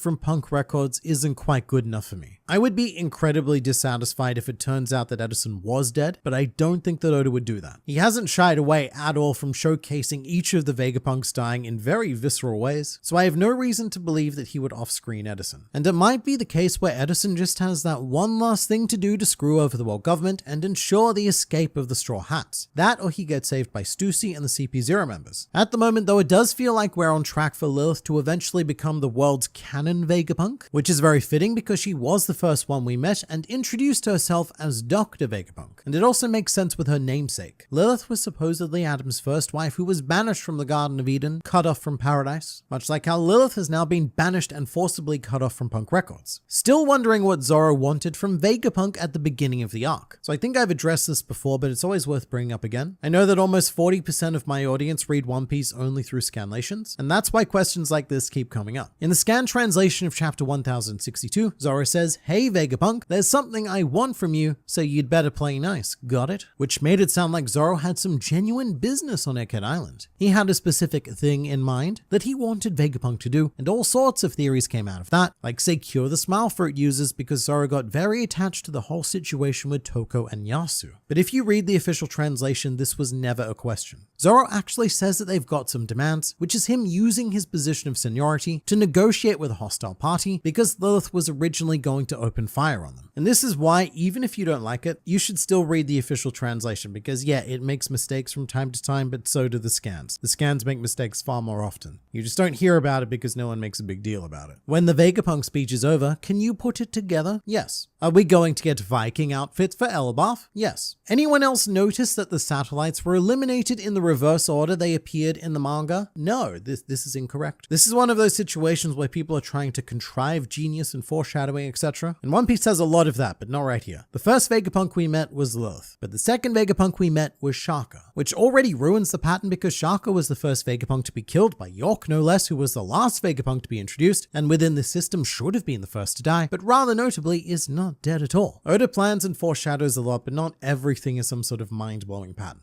I think it makes sense for Yamato to become the daimyo of Kuri. I kind of agree. If Yamato is genuinely following the Kozuki Oden path to boiled glory, then it would make sense to inherit his former role as daimyo of Kuri. We'll find out pretty soon whether or not Kuri actually has a daimyo or not because it's our next stop, but I'm also still very confused about the future of Yamato. He is a bit of a realistic bomb, but One Piece is probably ending in a month from now. By which I mean a month in world time, not real world time. The days and weeks move very slowly for us, and almost everything that's happened post-time skip has occurred within the space of 2 months. The Fishman Island arc took place in early February, Wano started in early March, and Egghead Island is now taking place in early, possibly bordering on mid-April. So whatever Yamato's doing here, there's just not a lot of time to do it, because very soon we are going to get the call to action to participate in the final war. During which time I have no doubt that Yamato, Kinemon, and Momonosuke are going to have the honor of boarding the Thousand Sunny again, because Luffy did promise that there was space for them whenever they so chose. But yeah, just keep this in mind. Luffy will potentially be the Pirate King by the time his birthday comes around, which is May 5th. Bonnie could use her power to make the robot young again. Yeah, Bonnie could do so many things, but probably won't. I try not to be too hard on Bonnie because she is a child and won't always use her abilities in the most efficient ways, but another part of me really craves to see her full potential, which even after having used Gear 5th still seems incredibly untapped. And what I would also love to see is Emmett's reaction to Bonnie in Gear 5th, and whether or not he gets confused and thinks, hang on, she's the Joy Boy as well, because that could go a long way to answering our current Luffy questions. Would Emmett be able to distinguish between Luffy and Bonnie if they both had the heartbeat of liberation playing within their fleshy bodily instruments? Even though she's exhausted, I think there is still one last opportunity for Bonnie to use the form, and it might be a pretty fantastic idea to do so